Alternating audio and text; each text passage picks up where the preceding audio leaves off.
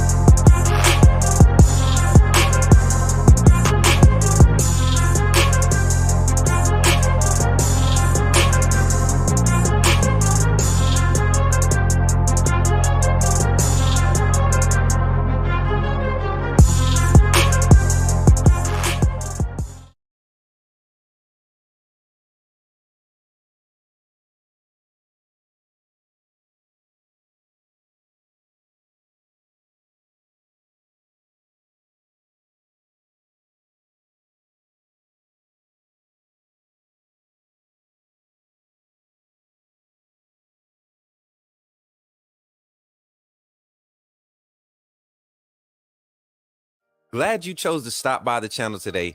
Just wanted to give you an opportunity to really become a part of this community here at the Smook Network.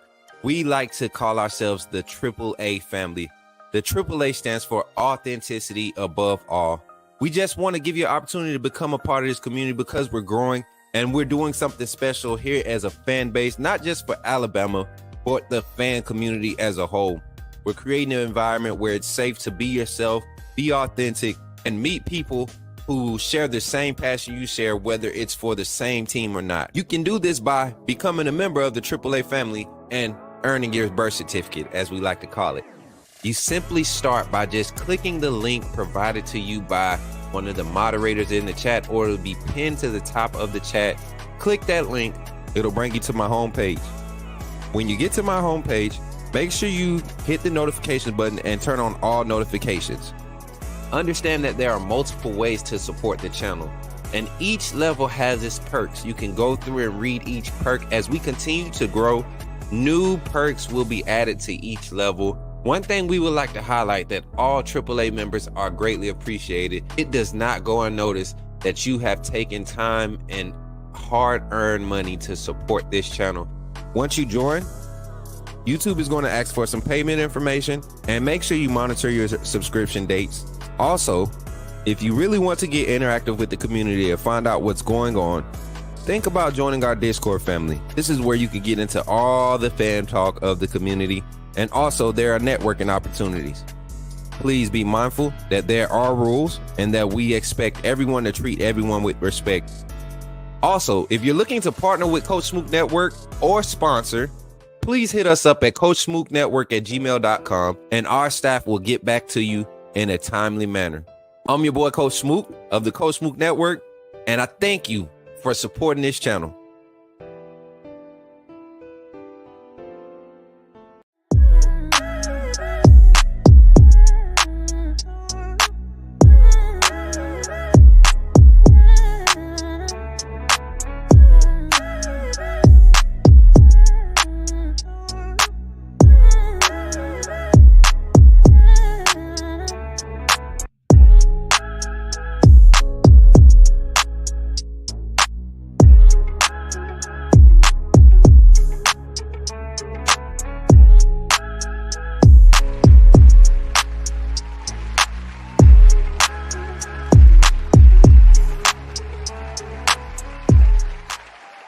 Let's go. Let's go. We here. We made it. It's up. Ain't no more talking. Well, of course there's talking, but this the week. You got to show up. You got to show up. You got to show up, man. This is the week. This is the week. We've been waiting for it. The week is here. The week is here. Hold on. Let's go. Theme song right now. The week is here. The week is here. If you in the chat and you ready to play, let's turn up the first 30 seconds of this show. Let's get to it right now. Give me that AAA. Hashtag RTP. Come on, hashtag RTP. Yeah. They said, turn it up. Turn it up. Is you ready to play? I'm ready to play. Hit hard like a tackle, making plays. Yeah. Kick me off the ball, I run it back. Somebody shake some. Flex it. To the left, to the right. One step. Oh, so long. That's the step. Lay down. Hey, let go. Where y'all at? Where y'all at? Where y'all at? Let's get it, baby. Let's get it, baby. Let's get it, baby. Let's get it, baby. How y'all feeling this morning? I'm hyped, as y'all can see. As y'all can see, I'm ready. I'm ready for this week, y'all. I've been prepping for this week all summer. I'm telling y'all, this is the week. Hold on, let me fix something real quick. I gotta fix something real quick. My other earbud, I put the noise cancelers around them so we don't have no feedback. Maybe y'all can hear the difference already. Hold on. Let me fix it. Let me fix it. Let me fix it. Yep, see? Now we fixed. Now we fixed. Now we fixed. We in there. We in there. Oh, yeah. All right, y'all. How y'all feeling this morning? Jay Steele is in the chat. Let me see who else in the chat. We got We got KT. KT was just on the phone. She seen how hype I was. I've been like this since like 4:30, man. Funny Barry's in the chat. What's good? Liddy all the way in Texas. You already know, Wizzle, man. Hey, it's the week, man. This is the week we've been waiting for. Everybody been waiting to put us up against Georgia. Everybody keeps saying, we got to do this, we got to do that. Georgia's going to do this, Georgia's going to do that. This is the week where they got to show up. At this end of the day, this is the week. We got a new member already popping off with the stream, kicking the week off crazy. Time out. Let me, you know what? For this week, every new member, we giving them a horn this week. I'm sorry, it's special this week. I'm sorry, I can't even lie. We not even go front and act like it ain't special. This is special. Steven Sibley, appreciate you for becoming a member of the AAA family, my guy. And then we have my boy, he popping it off, man. You know what? He making this a thing. Brett Sullivan popping off with the first super chat of the stream, becoming the first co-sponsor of today's stream, saying if they ain't wearing crimson, y'all know what time it is. If they ain't wearing crimson, y'all know what we say. Y'all know what we say. Malachi, what they say? If they ain't wearing crimson, Devontae Smith, what we say? If they ain't wearing crimson, they ain't wearing crimson. Yeah, mama, I'm sorry. I prayed so good yesterday that God already knew what I was going to do today. He said, boy, go act up. Tell them puppies they ain't got a chance this weekend. Oh, it's going to be a fight. It ain't going to last long, though. It ain't going to last long. That's what I'm saying. And we standing on that. My boy joining. Appreciate you, Steven, for becoming a member of the AAA family, man. And appreciate my boy, Brett Sullivan, for the first super chat of today's stream. Let me update the banner, man. And don't forget, y'all, if you want to become a co-sponsor of today's stream, 5 gifted memberships, Cashapp, PayPal, Venmo, direct donations, and all green super chats will be acknowledged as co-sponsors of today's stream. I cannot find my co-sponsor banner. I hope I ain't got. Oh, there we go. There we go. It's already up. My boy Brett Sullivan holding it down. $4.99 in the super chats. What's up, hey? He back. Hey, Curtis, it's for you right here. Drop a hot 8. Drop a hot 8 in the chat, Curtis. It's my manager, y'all. We giving everybody. We got 2 more minutes to kick the show off. We're trying to get everybody a chance to jump in this, cause you don't want to miss today. Whoa, oh yeah, y'all know I've been acting up too. My sister Hook, man, y'all see it? My sister got me feeling all light skin and stuff. Ooh, baby, roll tide. Yeah, let's go. I'm with it this morning, y'all. I got my coffee over there. It's up, y'all. It's up. I got this energy today, and I hope y'all got it today too, man. I hope y'all ready for this week, man. We got so much to get into with this Georgia game. We suppressed ourselves. We really suppressed ourselves last week. As we get into our 30-second countdown before we jump into our morning show, listen, we really suppressed ourselves last week. Over here, everybody else running up their content, they breaking out all the obvious. We gonna get into it today. We gonna talk about some serious stuff. Some serious stuff today that really gonna, I'm telling y'all, when we break this down, when I start putting some of the facts out there about what both teams have done, then you can make a more fair adjustment of how you think this game is going to be won by either team. That's for both Bama fans and Georgia fans. And if you're a Georgia fan and you listen to what I got to say, unbiased, and we're just talking about facts, we're looking at numbers, then you won't be upset with my takes today. But even if you do, you know what? You ain't wearing crimson anyway, so that's what it is. So today, what's up, Zach? My boy is in the chat, turning up. I'm with it, man. Let's go. We got 54 total in the chat, y'all. 40 here on YouTube, 14 on Twitter. So YouTube going crazy today. Y'all, while we in this infomercial break, make sure y'all take an opportunity to share the live stream, y'all. Right now, take an opportunity to share the live stream on all your major social media platforms. If you're not following me on every major social media platform, please go do so at Coach Smook. You'll see me on TikTok, Facebook, Instagram. You got me here on YouTube, Twitter, all of the major social media. You can catch my profiles on there where you're going to see clips or some form of this content. This is, man, I'm telling y'all, man, it's about to get crazy over here on the Coach Smook Network. So definitely take an opportunity to become a member of the family, the AAA family, but also support the network, man. We got merch. Y'all been seeing it a lot more on the content, huh? Y'all been seeing it around. Yeah, we out here. Coach Smook Network out here. The AAA family is out here. We are getting ready for this tailgate party this weekend. I'm telling y'all, this is an event. I swear, if you don't have the VIP ticket, you can still purchase one of the tickets for the tailgate party. That's this weekend for the Alabama game. If you want to come to T-Town and come to this tailgate party, the link is in the chat. But support the network, man. Support the network. Shout out to our sponsors and check out our merch, man. Here we go.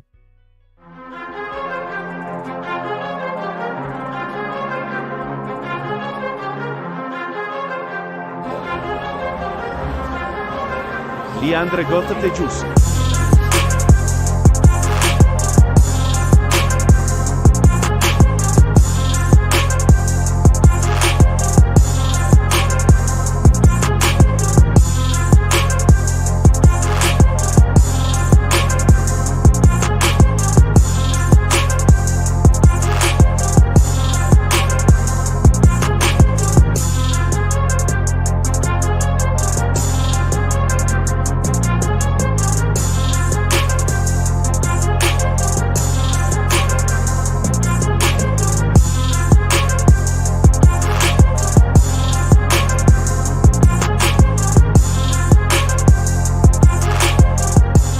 Did somebody say put me in the game? The time has finally come. Here at the Coach Smook Network, we are officially launching our first merchandise line.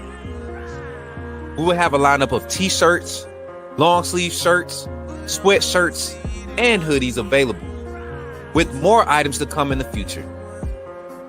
The way you can find these items is by simply going to the YouTube page, clicking on the links, and you will see the Coach Smook Network merchandise link below.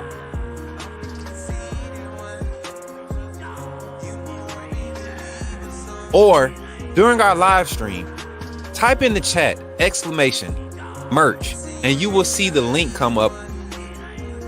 And from that website, you can purchase all the variety of merchandise that we have available.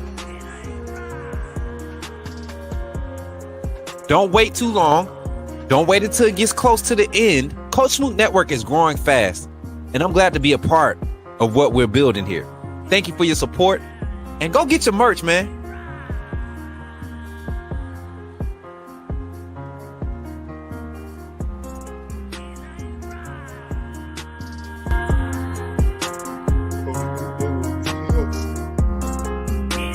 It's here. Authenticity above all. AAA family. Coach Smook. You know what it is.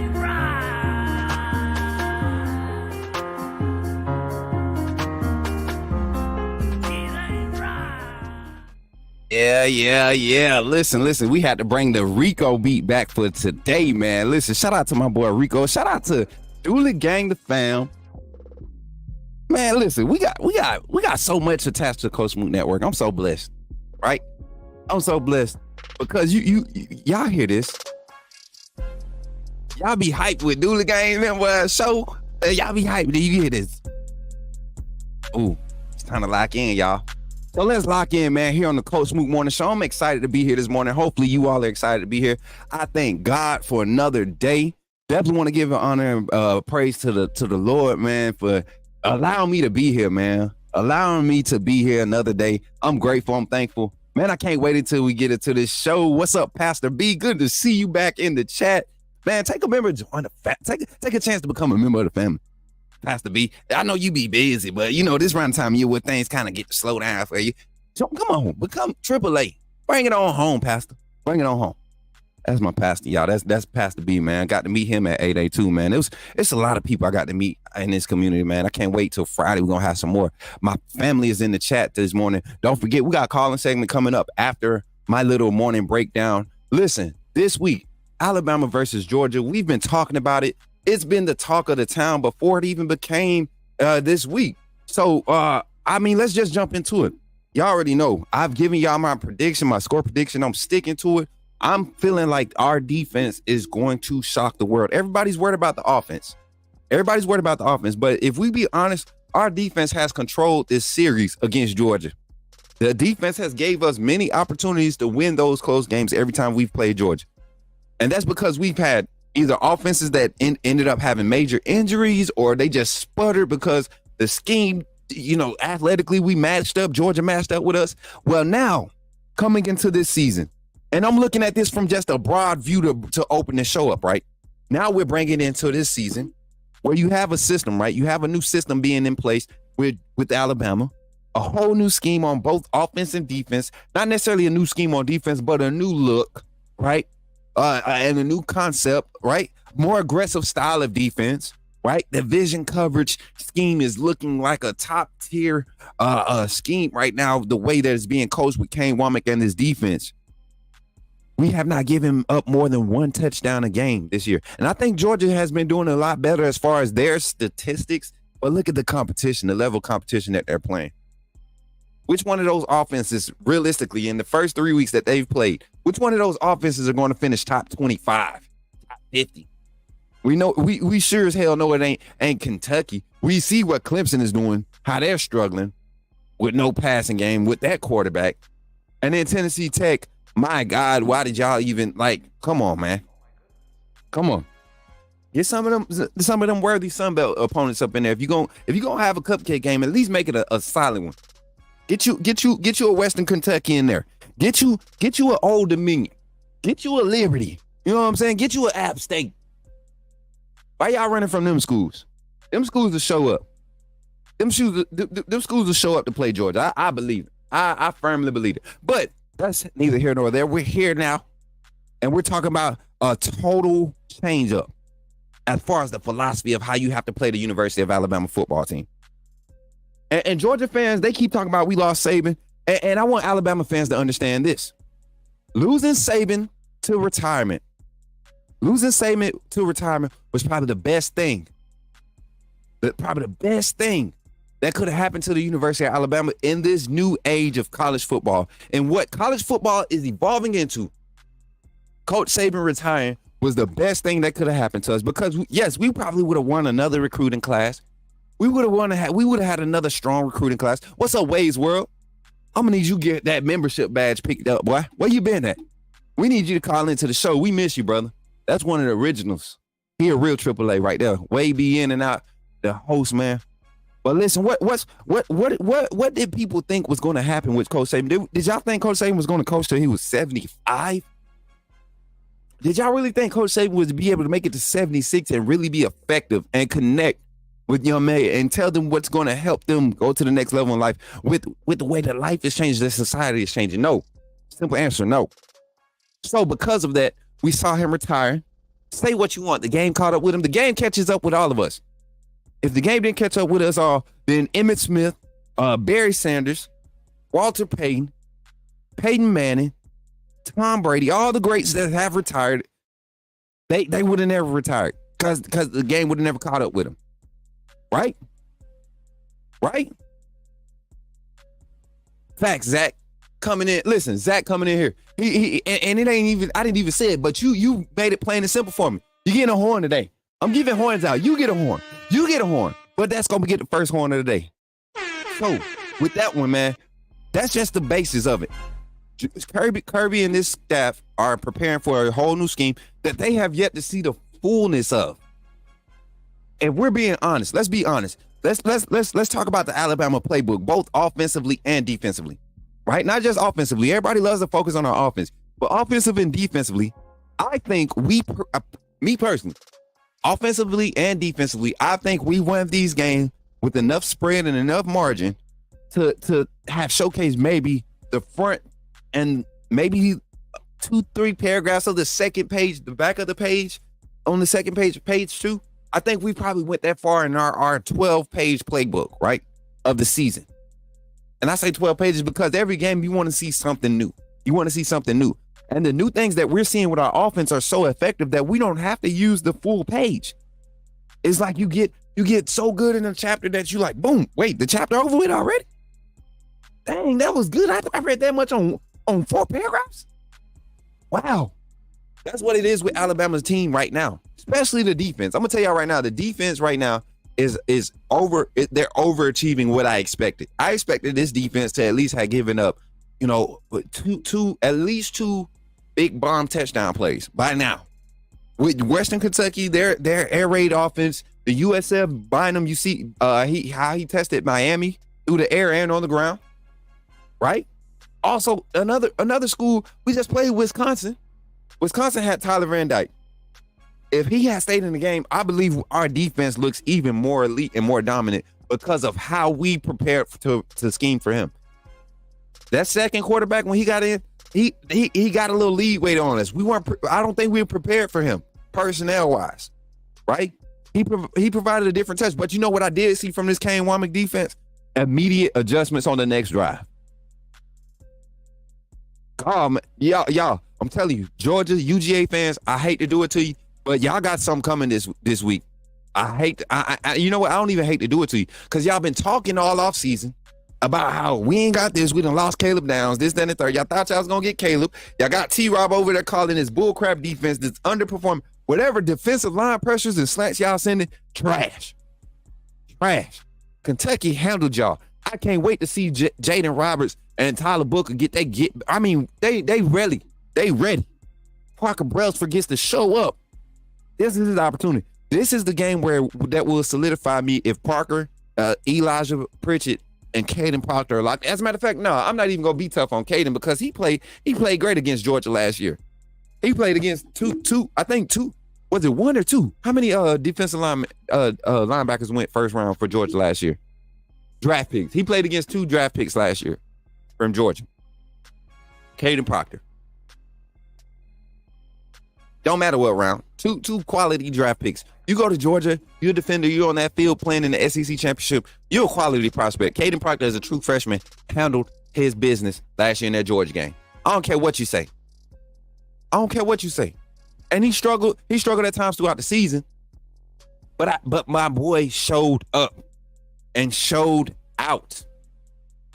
Showed up and showed out. So as we get into this continue to break this thing down, I'm gonna bring up some numbers. Susan Thomas coming in with the freaking, she doing the job, man. Listen, this is what I've been waiting for. My community is getting active. This is one of our moderators, y'all. I got to make sure she get that blue wrench, y'all. Remind me to get Susan the blue wrench. She's one of the moderators. She's part of the look, people just stepping up. They seeing things need to be done in the chat. Thank you, Susan, because I was just about to ask how many likes we got on the stream. Y'all, we got 60 in the chat, 24 likes. Hey, I know y'all talking good. We talking good. I know I got y'all hype. I know this Alabama Crimson Tide, Kalen DeVore, and this team got y'all hype. But hit a like for your boy. We need them likes. We need the likes and share while you're there, right? And share while you're there. So Jack Rodman, what's up? He said, yeah, we need them guys to step up because Ryan Williams going to see a lot of double teams. You know what? I think y'all are not giving the other players enough credit for how open Ryan Williams has been. Ryan Williams has had to catch one pass in between some type of bracket cover, and that was against Wisconsin. And that was almost a forced throw, but it was a perfect timing throw with Jalen Miro. He fitted under the safety over the corner. Ryan Williams won his matchup. He beat, but I think y'all not giving respect to the fact that Kobe Prentice, Kendrick Law, Jeremy Bernard are demanding just as equal amount of attention. So Ryan Williams sometimes he's going up against their 4th best cover guy. Their safety. Like, it's set up for him perfect. I guarantee if you put Ryan Williams at the X or the Z, there's different type of production. Not saying he'll get stopped. There's a different type of production in the way that the game develops because of the way the matchups are being aligned. So he does create a great opportunity to mismatch against safeties who aren't probably that great in coverage. Your 3rd or 4th cover guy is not going to be able to cover Ryan Williams. And that's a problem when we talk about 3 keys to consider. Today, when I get into this breakdown, we're actually jumping into it right now. I'm staying on my timeline, y'all. Today, breaking down this game, Georgia versus Alabama. 3 keys to consider, coaches' keys to consider. I got 3 of them for you today. Number 1, schematically, Alabama's offense versus Georgia's defense. Schematically, what gives this Georgia defense problems? Traditionally, over time, when tendencies are proven to be a thing over time, you use those tendencies to kind of build your blueprint, right? So if I'm Callin DeVore and I'm this Alabama offensive staff, I'm Nick Sheridan and I'm this Alabama, I'm gonna stop disrespecting Coach Sheridan. Coach Sheridan, if you ever tuning in, I'm gonna stop disrespecting you and not giving you your credit for what you do as far as being the play caller of this offense. Your ability to make adjustments has been way more advanced than what I expected. at this point of the season to be working with this type of offense, these skill set, these players that you have available, these assets. You have shown a crazy progression I have never seen before as a Bama fan. So, Coach Sheridan, Bama staff, if y'all watching this, please tell Coach Sheridan he gets my respect. He gets the respect of the AAA community, what majority of us. I can't speak for everybody, but I know the 10 toes down, the real AAA family, we know. The ones that standing on Smook, we know. Coach Sheridan is solid. And if this is where he started, the first 3 weeks is what he's starting at, 42, averaging 41 points or 49 points a game right now, averaging 49 points a game in the first 3 weeks of the season. Passing yardage is 200 plus. You're talking about rushing right at the 200-yard mark. This balanced offense, and we're just getting started. You have yet to see Jalen Miro throw 25 plus passes. Have yet to see it. Man, this is crazy. So Nick Sheridan, and this offensive scheme versus the Georgia defense. That's the first key to consider. I want everybody to think about this. And this is not something that I'm fanboying about for the Georgia fans that say, he got his Bama goggles on. No, this is a true statement. Any team that's taken Georgia to the wire, has beaten Georgia in the past 4 years, has had a mobile quarterback. They've had a solid tackle. They've had a solid guard, and they've had one receiver. Any team, Missouri last year, their offensive line was not the best, but they schemed everything to go to their strong side, which was, I believe, their left tackle. He was like their premier offensive lineman. They schemed the majority of their plays to flow his way. And that intel showed you the strong point, and that built momentum for the rest of the offensive line. And that offensive line from Missouri last year handled Georgia's scheme, not just the players, but the scheme with the run game. And if you look at our run game right now, I'm gonna pull this. I'm gonna pull the facts up so we don't get too much into our fan talk. We talking facts. You got to talk facts when you're talking to some of these Georgia fans. They might be quiet after that. But I'm gonna pull some stats up. I'm gonna pull some stats up real quick. We're using ESPN basic statistics here. All right, we're talking about run stats. Let's get into it. Hold on.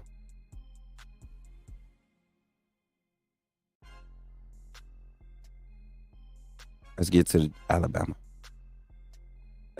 We're going to look at our statistics right now, all right? Look at all of our averages. I don't even care about numbers. I don't even care about total. I'm talking about averages because the totals will have you tricked. Somebody look at Jalen Miro's 590 passing yards. Be like, Carson Beck has more passing yards than him. Jalen Miro has half the amount of attempts as Carson Beck. I think 15 less. They'll look at all of these numbers and be like, no, look at the averages. So let's look at the run game. This is the key, my first key to consider. This offensive scheme versus Georgia's defense, particularly the run game. The way that we use our pin and pull system to freeze up linebackers and the exterior offense, defensive linemen, linebackers, the edge rushers. The way we use that pin and pull system is going to cause a lot of problems for an aggressive athletic defense like the Georgia Bulldogs, right? Look at the yards average. Let me zoom in for y'all. Because if y'all blind like me, y'all couldn't see that, right? You got 9.1, 8.7, 4.3, 6.5. You got 4 backs in that room right now. Four assets in that room right now that can break off 4+ yards per carry at any given moment. Where does that come from? You got a freshman running back. You got your quarterback. And your 2 top running backs. Right where you want to see that production. But then you could continue to scroll down and you see assets like Richard Young, who can come in the game and give you tough yards. 3 yards a carry, just about, right? With his limited amount of touches. You got tough running backs that can come in. Daniel Hill can give you 3 yards a carry for a tough physical game like this. If you have to lean on the run game. That's all I'm saying. Kenny, what are you talking about? Cam Ward in Miami walked into USF and dropped 50 points on USF and Cam threw for 4. Man, did you see how many pass attempts it took? Did Jalen Miro have 20 pass attempts against USF, y'all? Like, what do you, you're still in the ACC. You're bragging about beating USF. You come in here on Georgia Week talking about trash Miami and overrated Cam Ward? As soon as that boy see a defensive line, he is cooked. That Miami offensive line is garbage. You might want to take that Miami talk to a Miami stream, brother. It's all about the Tide over here. All about SEC ball this week. Week ACC. The ACC so trash, bro. I can't stand the ACC. No, he didn't come in here talking about some trash Miami. Who has Miami? Man, get the man, boy. Listen, y'all see the averages, right? Look, right up here, y'all. Back focus. We locked in. Little good nap. That's all. They 26 pass attempts against USF with 67%. What was the completion percentage? 60+%, right? Go look at how many passes Cam wore through. And then think about this, man. You're talking about Miami. That was a tough game up until the third quarter. Same thing we did. Whoop-de-doo. Y'all kept pressing it. Keep your foot on the gas to put up 50. Put up 42. What do you mean? What do you mean? Like, get out of here, Kenny. Get out of here, Kenny. I'm focused, Curtis. Kenny just, that was one of them stiff arms. We had to get one of them. You know what I'm saying? Had to get one of them. Get them all up in the like at the top of the helmet and just mush them one time. That's what we had to do. But we back at it, y'all. The averages. I think our run game, our inside zone run game, our counter zone run game, the pin and pull type, when we pull strong side guards to the weak side and we sit with a tight end, right? When we see that type of motion, type of run motion, it is scary. When you pull those guards to the strong side and leak the tight end to your weak side, right? And you got the RPO going, that's going to have Georgia hugging the line of scrimmage. And then what does that open up for Alabama? He's to consider number 2. How aggressive does Georgia defense play? How aggressive does Georgia defense play? Keys to consider. How aggressive does Georgia's defense play? Right? If they're content with sending 6, 5, and 6 every play, we might see Jalen Milroe start slow. But we also get an opportunity to see how Nick Sheridan adjusts. How do you beat the blitz? How do you beat aggressive blitzing teams? You run at the blitz. You bring in an extra block. You bring in a tight end. You get some pre-snap motion. Try to get guys to move out the box. You spread your formations. Extend your formations. You stack people on top of the numbers and the bottom of the numbers on each side of the ball. Right?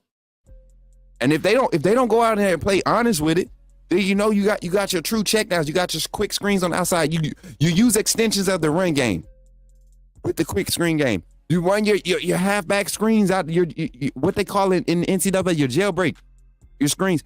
We call them razors and lasers. You run those screens and you use their pressure, their speed against them. Right? Get good chips. Get good chip blocks. I'm telling you, this offensive play calling has yet to get into the back. So if they go aggressive, I think honestly, we're preparing for them to go aggressive. Jalen Milroe showed last year when they go drop 8, he can be successful. His first throws early on were inaccurate. He just wasn't stepping into it. We had a few offensive line problems, snap problems still. We've had 3 botched snaps this season, and 2 of them were to Jalen Milroe. 1 was to Ty Simpson, and they weren't all 3 by Parker Brailsford. I want y'all to understand that. We've had 3 in 3 games this season. We've had 3 botched snaps. If I'm wrong, somebody correct me. But we've only had 3 botched snaps since the kickoff of this season, and we have over. I don't even think the offense has played over 100 snaps yet this season. Over 200. I think we just hit over 100 and something last game. Like actual offensive snaps, I got to do some more digging. I'm like, all this stuff is coming to my head. So if I got moderators working in the chat, go to the Bama website, the Bama box score website, and take a quick snapshot of those snaps, and we could add them up here on stream. Somebody give me some help right there in my mods. So those 2 factors right there alone can really change the whole makeup of this game. That could change the game from being a 28-13 to being a 48-13. I will say this for my last key to consider. Will Georgia's offense be able to test Alabama's defense with the vision coverage, the safe coverage, read and react coverage scheme and our mix up of aggressive nature of the front stunts and blitzes that we're going to see, I think we're going to see more 5-man blitzes from this Alabama offense than we've seen all season. Kentucky got home with 5, and they affected Carson Beck when they did. I think we have better athletes. Keys to consider: what type of pressure does Alabama send? What does this defensive pressure look like? Do we try to use this vision coverage and play safe and let Carson Beck sit back there and have 3 to 4 seconds to dissect our defense? Because he can do it. One thing about Carson Beck, he is a student of the game. He is a student of the game. He is going to be prepared mentally. Mentally, he's always going to be prepared. But that arm, that noodle arm there, brother, that noodle arm there, brother, ain't it? Not with Keon Sabb floating around, baiting, playing robber safety. I mean to the T, y'all. Y'all want to see how to, young guys, you want to see how to play robber safety in the new in this new Alabama Kane Womack scheme? I guarantee you, Drake Kirkpatrick, Red Morgan, who else? What other young safeties we got out there right now? Who's coming from in the next class? I guarantee you they're watching. Keon Sabb and how he's playing that safety position. Whether he rotates down the rover or he's at the free, the way he plays that robber technique is so beautiful to see. And it's a new way he's doing it. He's giving up a lot of ground in that press. Like when he's stepping up to pressure guys, when he walks down to play on the slot, he's giving up a lot of cushion. It requires speed for one, but it also requires sound technique to be able to play hug coverage and then be able to break on the release break into other windows on the release, to be able to dissect. All right, if I'm getting a 7 shallow, if I'm giving a 7 flat right here, it might be a corner behind me. It might be a corner behind me, or it might be a hitch behind me. Why is the quarterback staring here? I see my safety gone. Oh, it's 2 of us here. Boom, boom. To process all of that and see that the quarterback is not opening up to your target. Stick your foot in the ground and drive out of your break to play in the window and play underneath of another pass. It requires a certain skill set, and he has it. And if I got any young safeties that's considering coming to Alabama and playing in this Kane Womack style of this 4-2-5 3-4 nickel, I don't care what y'all say, 3-4 nickel, 4 linebackers on the field, 3-4 nickel. You get what I'm saying? Because those are defensive ends, they're big linebackers. They're big edges. They could be defensive ends. We'll leave them at defense line. We'll say 4-2-5. We'll say 4-2-5, guys. We'll say 4-2-5. Okay? For y'all. We know it's a 3-4 nickel though. But for the safeties that are being recruited by the University of Alabama to come and play in this scheme, that's the way you play that rover safety. And those are my 3 keys to consider. Listen, number 1, Alabama's offensive scheme, the new run scheme against that Georgia interior run defense, the inside zone scheme, even how the scheme, the run scheme, the total change up of how we're doing it is going to be a challenge. 2, how much pressure does Georgia dial up? Do they try to make Jalen Milroe read coverage? Do they drop 8? Do they try to make him an in-the-pocket quarterback? Do they try to contain him? They have to pick their poison because he's going to hurt him either way. They just got to pick their poison. Which one are they going to limit? And number three, the last key to consider. How much pressure does Alabama dial up? Can Georgia test Alabama with the deep ball? It's a two-part point, but it all factors into the same. All right. So let's jump into that right after this break, y'all. Right after this break, we're going to get into the phone lines. Hey, remember when you call in, I need y'all to act right this week because I want to get mad amount of clips, y'all. I want to get a hell amount of clips. So for that, I need y'all to say your name. I need you to say your name and put me in the game, coach. So if you call in, you hear the number, she's going to ask you for your name. You're going to hit a beep. You're going to say, it's Zach. Put me in the game, coach. Up next is our first thought calling segment here on the Coach Smook Network. right after this message.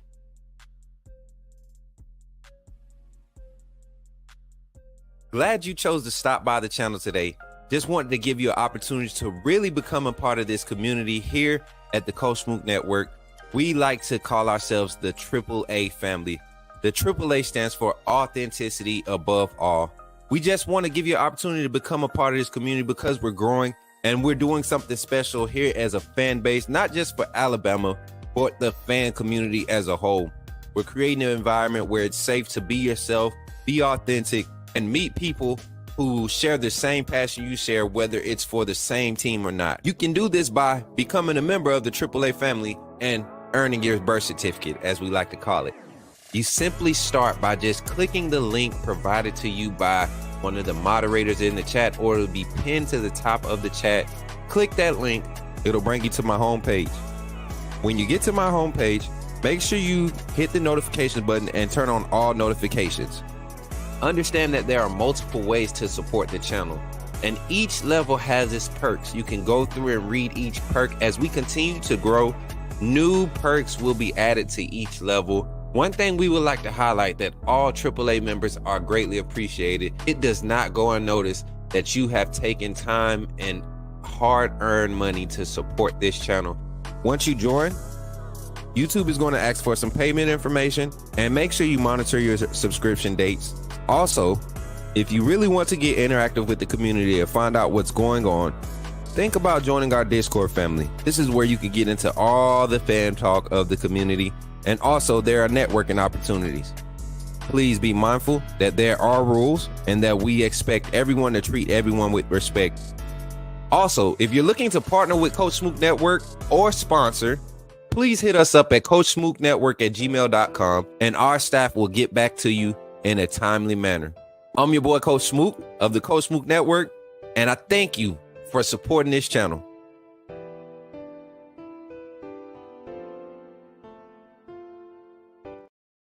Yes, sir. I was over here reading a message, y'all, and somebody was like, where you can get the merch? Like, somebody literally just sent me an email. And it's weird because guess what? Did somebody say put me in the game? The time has finally come. Here at the Coach Smook Network, we are officially launching our first merchandise line.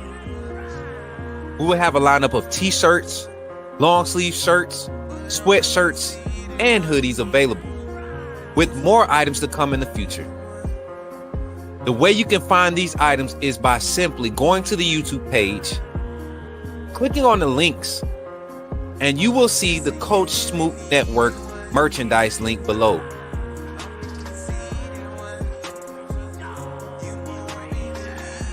Or during our live stream, type in the chat !merch, and you will see the link come up. And from that website, you can purchase all the variety of merchandise that we have available. Don't wait too long. Don't wait until it gets close to the end. Coach Smook Network is growing fast, and I'm glad to be a part of what we're building here. Thank you for your support, and go get your merch, man.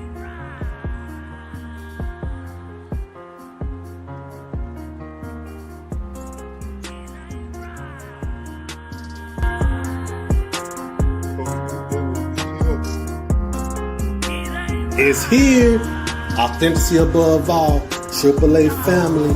Coach Smook. You know what it is.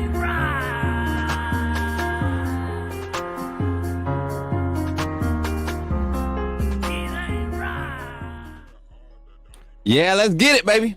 First quarter Callin segment brought to you by the AAA family. Listen, when you call in, say your name, put me in the game, coach. Phone number's on the line. The line is open, 334-625-1121. I got weird noises going on in the background. Y'all hear that? Okay, I'm tripping. 334-625-1121. 334-625-1121. Got the Coach Smook call in. Talking Alabama versus Georgia. Here. We really popping off SEC play with Georgia. I'm proud of us. I'm hyped, man. I'm telling y'all this game, and yes, I'm sticking with my score prediction. 5-1-2. You're on the line. Let's see who it is. Call from Uncle Jay. Put me in the game, coach. to accept. Yo, Uncle Jay, you in the game, man. What's up? How you feeling? Talk to me. Put me in the game, coach. You in the game. It's game time. It's game time. Game week, baby. Georgia hate week, Uncle Jay. Georgia hate week. It's here. It's up. Talk to me. What's on your mind, man? How you feeling? Hey, man, I'm just glad to be able to be the first one to call in this morning, say good morning to one of my favorite nephews, and good morning to the AAA family. And let's go. Let's go. Roll Tide. Yes, sir. I'm ready to kick off into some Georgia booty. You know what I'm saying? Time to tag some of that Georgia tail, baby. We're gonna stomp, man. I'm gonna tell you something. Everybody been talking Georgia, and I'm sick of hearing Georgia. You know what I'm saying? Georgia is not the old Georgia, and Alabama is not the old Alabama, but Alabama is still Alabama. We're still the king of the hill, and I'm looking forward to this game. I'm predicting a score of maybe like 42 to maybe 17, maybe 14. That's what my prediction is. I don't think they're gonna fare too well for us. After looking at what they did against Kentucky, I don't think they're gonna be ready for Alabama, because Alabama is definitely superior to Kentucky. And you know what? I don't even use Kentucky game as a reference point. I look at their whole body of work from week 1 up until now. They've had problems week in and week out establishing their interior run game. They have yet to establish a deep passing threat, a consistent deep passing threat. They have yet to showcase that they can seal the perimeter in containing the run game. And we have yet to see their secondary truly test. So they have more questions than us, which makes me feel more confident in what we've showcased. We've showed that we can be a balanced offense. We show that we can go out there and light up the scoreboard whenever we want to. We could turn on the switch. We can score in 17 seconds, or we could score in 10 minutes. It doesn't matter. Our offense has showcased that we can go weather the storm, or we can go out there and put you in mismatches and just expose you with the amount of speed that we have in on the perimeter. I think Georgia has more questions to be answered, and this ain't the week to be trying to figure them questions out. When you're trying to establish yourself as one of the dominant powers of college football in this year's college football playoff race, a lot of Georgia fans after this loss, they're going to be like, oh, we still can make the playoffs. But you're going to go into the playoffs trying to figure out, how do we beat Alabama? Not just us, but now everybody else that has an experienced offense, a system that they're comfortable with. They're coming into this game now. After this game, they're going to come into a Georgia game with more so of a blueprint of how they can attack you. Maybe not get the same results, but they're going to be able to use that blueprint. And if y'all don't fix it, it's going to continue to create problems for UGA. Yeah, I agree with you 100%. Well, the reason I say Kentucky, because Kentucky was basically probably the better team that they played out of the first 3 games. That's the reason I say Kentucky.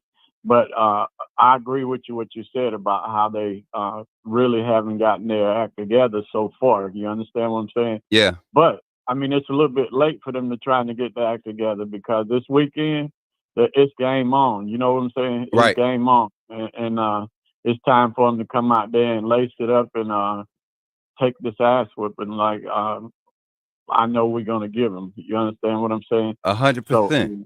So, I'm so excited about this game, man. Unfortunately, I won't be there. We probably gonna be, funeralizing my nephew this weekend. But I thank everybody for the prayers, man. And I'm still excited about this game. Hopefully, I get to see it live, on television. I don't know, if I will or not, based on what we're doing. But anyway, I'm excited about it, and I'm just happy to be a part of this AAA family, man. 100%, Uncle Jay. And we glad to have you a part. And we all thank. I want to personally thank everybody for that that reached out and supported Uncle Jay. With the loss of his nephew. This is a family before anything, y'all. Before my show or anything ever got to this point, Uncle Jay was one of the consistent supporters through my transition. And this hasn't been an easy transition, but he's been a consistent support system. And it's been prayers, it's been long nights and talks, both he and I have had on the phone. And to hear him hurt like he was the other day, it was definitely hard. Myself and Carla, we called to just support him any way we could. It ended up having a great conversation. You know, left with a little bit more uplifting mind and spirit. It felt like, and it felt good to be able to affect family members, community, people that support what you believe in, your vision. It felt good to support him and return that. So I take pride in doing that for my people that really support the vision, not me, but the vision. You know, because sometimes I'm gonna be wrong. Sometimes I'll overstep something and I'll do something wrong. But when you support the vision, you'll hold me accountable, and that's what Uncle Jay has done for me. So Uncle Jay, just know we're here for you, and for everybody, anybody that wants to contribute, we're going to be providing opportunities throughout the week for you all to contribute and support Uncle Jay's family. He didn't ask for this. I didn't plan for this. I just knew if I had the opportunity, I would.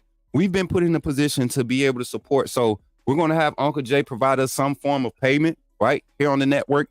And if you want to support Uncle Jay, you want to contribute, it doesn't matter if it's $1, if it's $200, whatever it is, anything can help to help, you know, properly put his nephew away. Not saying that their family needs it, but even if it's something that we can send as a tribute from our community, somebody that affected this gentleman here, this man that I call my uncle. I really feel like he's an uncle. Somebody that affected him in that type of way is definitely a part of the man he's become to be for us. So definitely want to support you, Uncle Jay, and that's what we're going to do. So Uncle Jay, you know, you can shoot me a text and we'll get the mods on everything.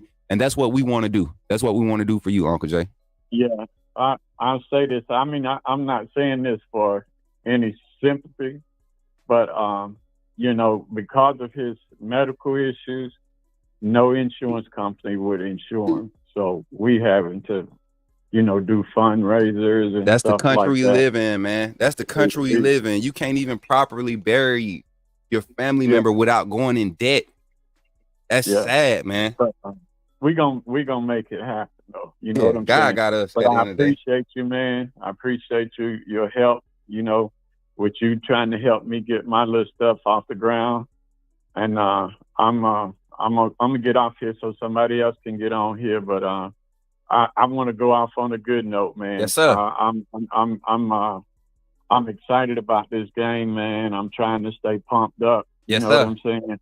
And I want my AAA family, everybody to hear my voice. Papa Smook, Mama Smook, love y'all. Y'all know I love your son. You know what I'm saying?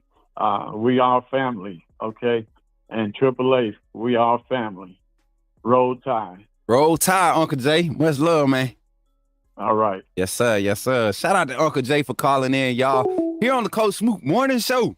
We got the week popping off the right way. 334-625-1121. Calling line is open. We talking Alabama, Georgia. Tell me about your excitement for the game. Tell me your thoughts on the game. We're going to talk. Uncle Jay is probably waiting for the rest of the week he trying to give y'all a chance. Because y'all know Uncle Jay will start breaking down and bringing the facts. He started bringing the numbers up. So phone number is on the screen, 334-625-1121. Let me get that up there for y'all live to you. 334-625-1121. We got somebody on the line, y'all. 757 on the line. Let's see who it is. Call from Curtis Jennings. To accept, press I'm gonna 1. I'm gonna let him off because he my manager. 2. I'm gonna let him off because he my manager. I'm gonna let him off because he my manager, chat. Yo, Curtis, you in the game, man. What's good, man? What's up? Hey, good morning, everybody. Good morning. Good morning, man. What's up, brother? But, you know, before we dive into anything, Uncle Jay, your family, always know that we're all here for you. We're here to support you. It's definitely something that, you know, weighs hard and heavy on all of our hearts. So just know you have our thoughts and our prayers. Yes, sir. Yes, sir. I know he appreciate it, man. And you know what? It's crazy because you've been around the network. You've been around my content for a while. And even you, when we finally got to talk in person, we're familiar with Uncle Jay. You know, like how vocal he was in supporting the network. And, you know, even using him as a reference in some of our motivational talks. You know, the day when I was like, yeah, I'm going to just take today. No, you think Uncle Jay trying to hear that? You know, like that. And that's how important my community is. And you know, I'm glad to have you on, Curtis. What's up, man? Talk to me. You already know me and you, we talked about this week. We've been waiting for it. So I'm going to let you take it, bro.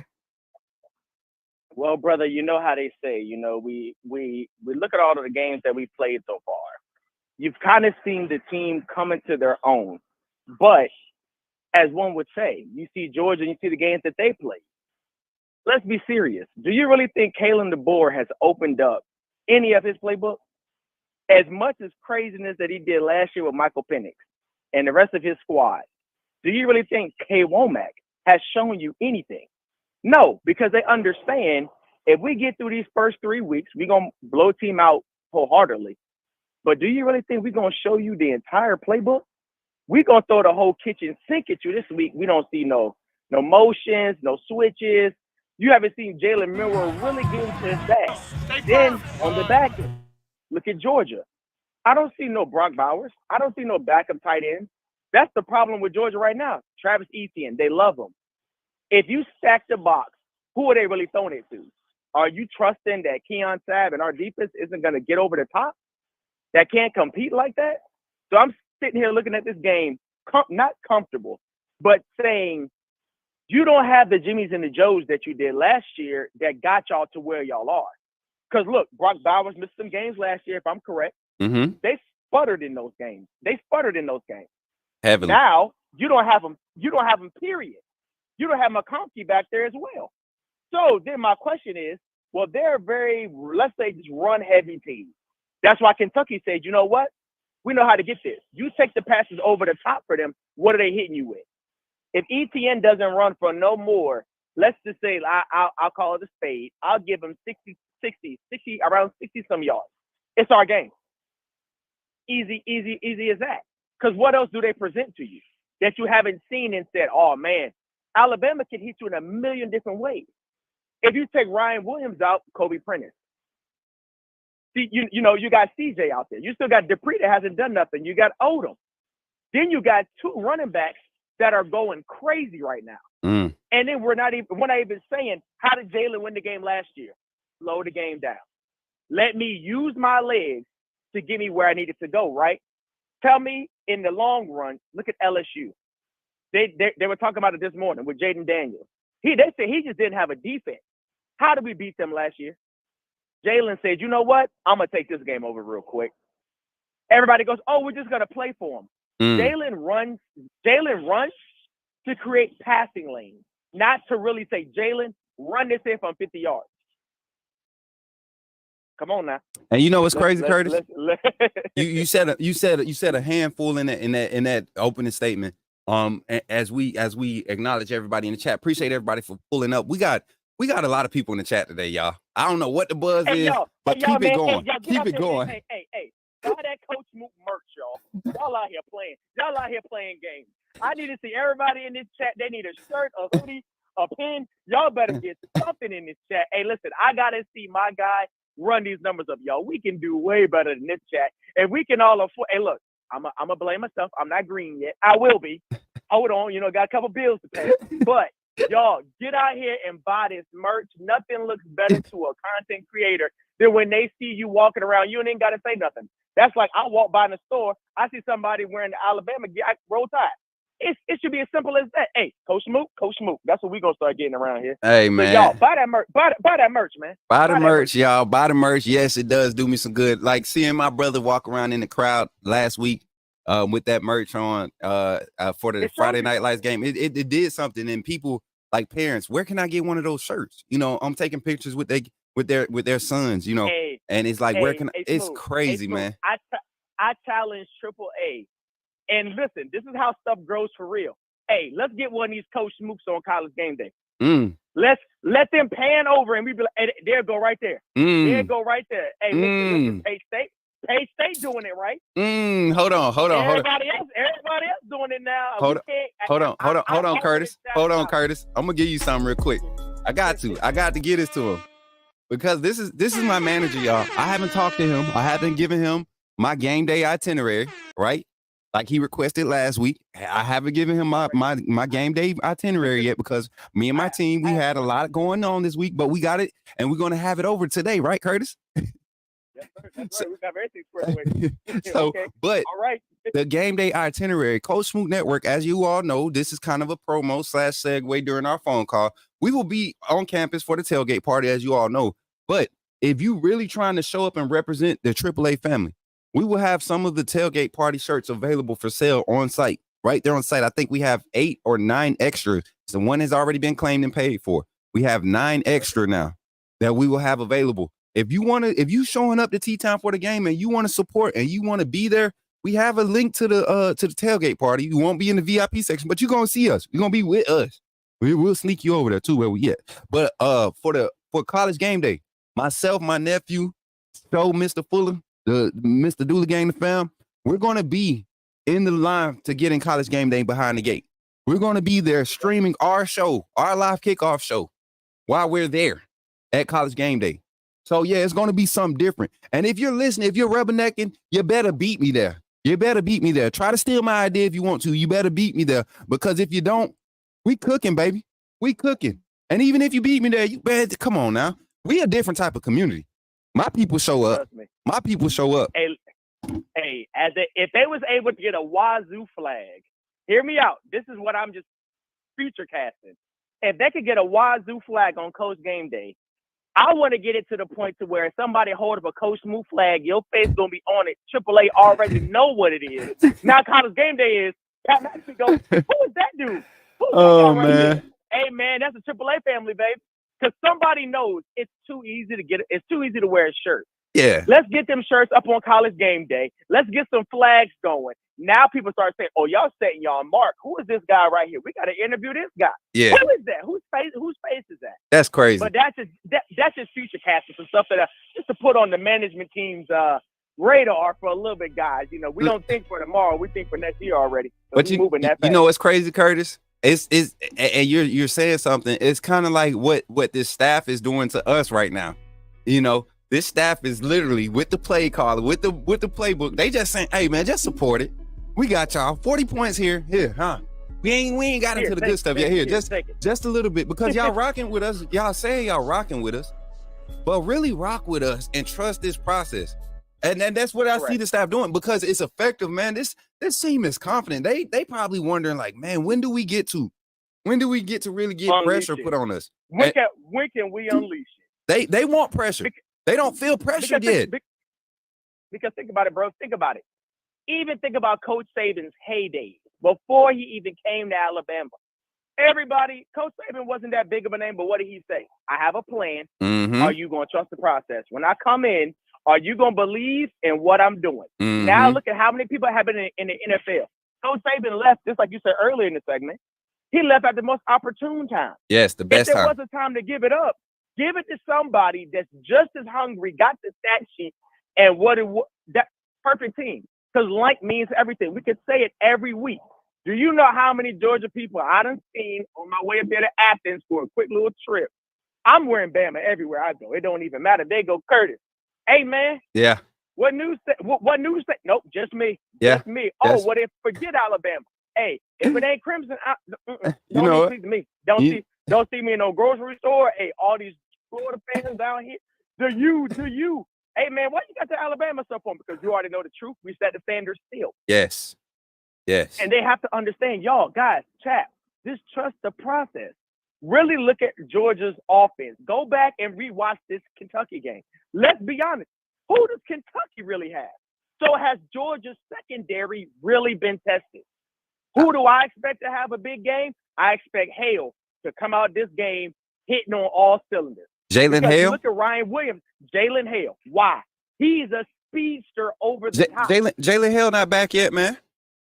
Oh, man. Jalen Hale not back. Come on, man. I got to forecast that, baby. I want him back.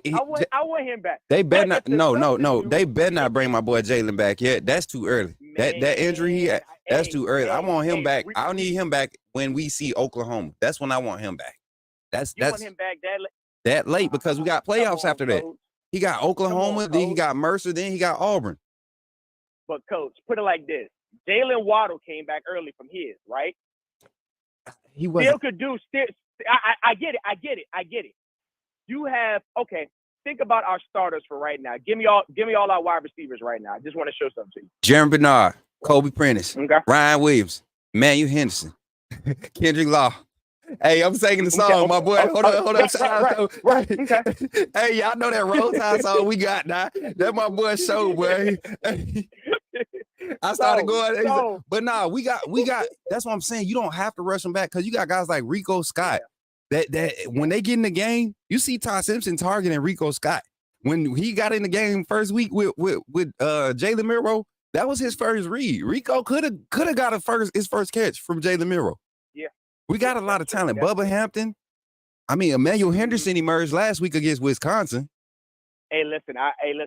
I'm gonna just say it like this. Then, one thing you know about Hale is his speed over the top can do his thing. I really want to see Jalen survey that entire field. If the first read isn't there, sometimes work yourself down to that second or third. But just remember again, we haven't seen not even half the playbook. I'm not gonna tell you how I know that, but just know we haven't even seen half the playbook. Right. So I said, that made me think. I said, Brandon, not to give out the last name. I said, Brandon, how do you know this? Well, let's just say a friend of a friend told a friend that, hey, y'all go see something this week. Y'all go see. You haven't seen. Hey, Bama's the one team that can run a jet sweep like it ain't nothing. But we don't throw no reverses. We haven't really had the need. Oh my God! Stop talking, boy. Stop talking, bro. I just want to give you a little bit. Georgia fans don't listen when I be talking, man. I said, go look at how many times you saw the double reverse pass double reverse from pass. Callin DeBoer's offense last year. In all their big games, you saw some variation of it. All I'm gonna say is this: just know a birdie of a birdie told me. Do you think that Callin DeBoer did not put together Washington's play sheet last year? Man, come on, dog. All the way there. It's a couple games. Let's just say it's a couple games that if you go back and watch, you can be like, hey, that's very reminiscent of this game. Question. But hey, let's just say maybe if I had to put a percentage to it, maybe 35% of the playbook has been used. This week, we'll see about 75. Not the whole thing. And I have it on good authority. And you know when I say good authority, I mean it. Yes, sir. So let's just say y'all gonna be like, he ain't run this in the first 3 weeks. What is this? Who is this? But just like I said, just a little light sprinkle. Because again, from my source, he literally said to them, why do we need to showcase everything?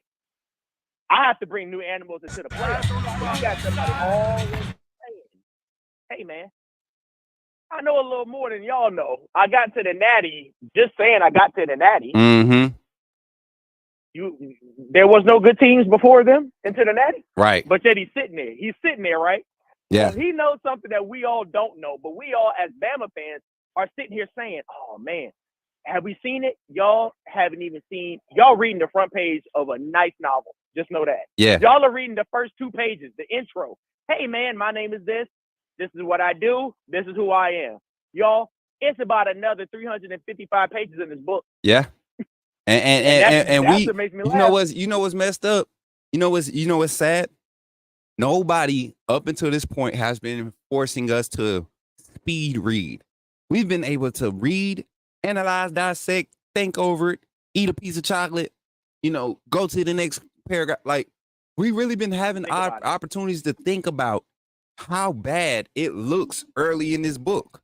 And we're still ahead of most of the pack. Like, I can't believe, Curtis, you'll be surprised how many fans called in. I know y'all remember Jay the GOAT. Shout out Jay the GOAT, man, for being the new president of the Fairweather Fan Club, just freshly nominated. Everybody give it up for him in the chat. Y'all make sure y'all clap it up for my boy Jay the GOAT, man.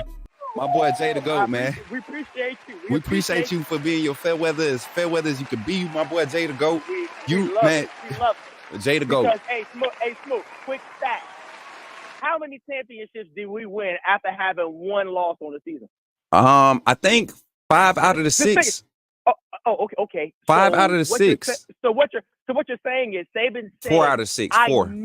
I'm sorry. But even Saban said this: I need a loss to humble you and to show you that we also can be doubted. Right? Pretty much, right? Yeah. Give it a few plays last year, and we would have had another national championship this year. I mean, this past year. Give it just a couple more plays. Yep. Don't you think that these are the games that Jalen Milroe probably goes back in his time and says, I don't want to feel like this ever again? I was knocking on the door. I was knocking on the doorstep. And that door slammed in my face. And guess what? Won't need the play call. So you say, okay, Steph. So Steph leaves. Jalen comes back. We have a squad that says, I don't know if I'm feeling this Callin the board thing. Everybody that transfers to Florida State, I also want to give a hand clap, a round of applause to them too, because now they over there looking like some fools. But it's okay. They didn't want to trust the process. Shout out to the Bama Florida State quarter guys. Shout out to y'all. Clap it up. Appreciate y'all. Because they sure left, didn't they? They sure left and said, we seen greener pastures. So that's the color green, or you wearing some sunshades. But again, at the end of the day, y'all know this is Georgia week. We normally don't play them during the regular season. Georgia's only struggled with one program. I wonder why. And then I wonder why again. Do y'all just randomly think that the squad doesn't say K. Womack and them?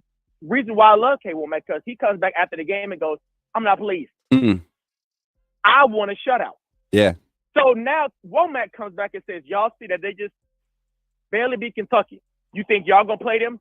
Y'all got to think about us as the best NFL team ever.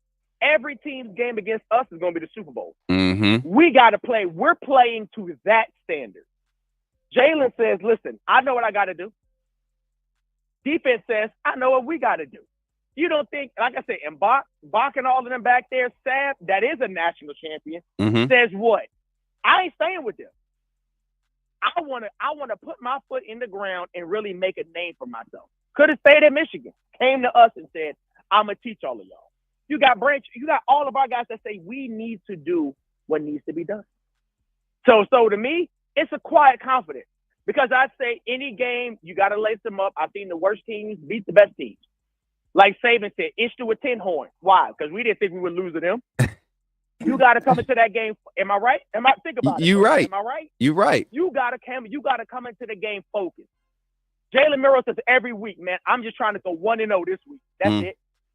Because after that game, then what happens? We flip the page next week. Everybody's going to say Bama just laid the foundation, because we win the game. What do they say? Oh, man, is Texas and Georgia really the standard? Can Kirby Smart ever get over that? Look at Ryan Day. He paid to play. If they don't win it this year, he's gone. He's gone. Then now you got somebody like who? Your boy, number 2.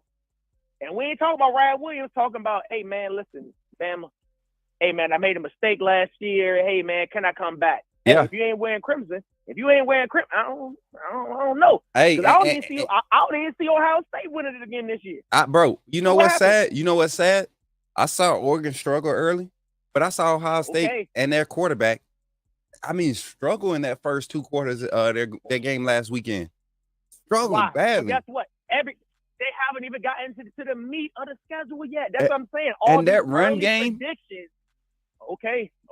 That run game is not as explosive as Quinshawn Judkins and Henderson have made it look. We gonna need a whole nother segment to talk about that. Ooh, boy, so hold on, Curtis. I gotta put this out there. So Ebony, if you still talking about that OH Tide mess after last weekend, we're gonna make you an appointment, sis. We have specialized personnel in our community that can help you.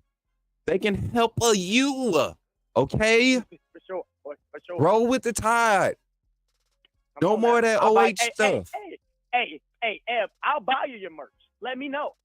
I got it. I'll send you a Coach Smook shirt right now. I'm glad to put it right in your life. Yeah, man. Give me the address. Listen, telling all y'all, we're going to be merched out. I want to see the store merch out, 0 bottle. Yes, the point sir. where they like, hey, Coach, can I get a shirt? Can I get a shirt? Can I get a shirt? So all these hating fans out here, the fair weather fans, Smook, we'll just make sure that we have a shirt sitting at their front door. Man. With a big sorry you missed us. Yeah. We got the little cards. We got the little cards we send with the shirt already that thank you for being a supporter. We got to get some and make like orders that we send out to fair weather fans and be like, thank you for not truly. Hey, listen. And your buddy that got in the chat earlier and talk about I said, hey, listen, I live down here. I'm in the Miami area. Really, some people, I had a couple real Miami fans, and they die hard. Devin Hester days talking about, hey, man, I'm a little worried. Why? Cam Ward don't got no line. He don't. Briefly touch on that real quick. Just a George Riley touch. I live down here, the Miami, Fort Lauderdale area. And when I tell y'all, if you talk to a real Florida fan, University of Florida or University of Miami fan, they're going to tell you kind of the same sentiment. Hey, we don't know how this year can go. We just hope it keeps trending this direction. Why? Because everybody gets hyped, but even some players out here go, hey, man, Cam Ward, if he's kind of like the Bryce Young. When the line breaks down, what's going to happen? What happens when you really start playing some people? This 12-team playoff is going to show y'all some stuff real fast. Why half of the 6 don't even belong there in the first place. 100%. Because everybody goes, oh, yeah, it's going to be the best of the best. How? So we're giving everybody hope. Why did you have to give everybody hope? Why? Because somebody one day sat in that room and said, what? I'm tired of seeing Alabama and other Power 5 schools come in here and win everything every year. What are you changing but denying the inevitable? That makes no sense. What are we doing? What are we truly doing? So like I said, Coach, long story short, we'll wrap it up with a bow and easily say this. Georgia ain't got punched in the mouth yet. At all. They thought they got stutter step last week. No. You about to feel something. And the best thing about Bama that I love, we can play from behind. We can lead out front. But you telling me we getting everybody's Super Bowl. Kirk Herbstreit Street, everybody already said this is the game of the year so far. You think it's going to disappoint?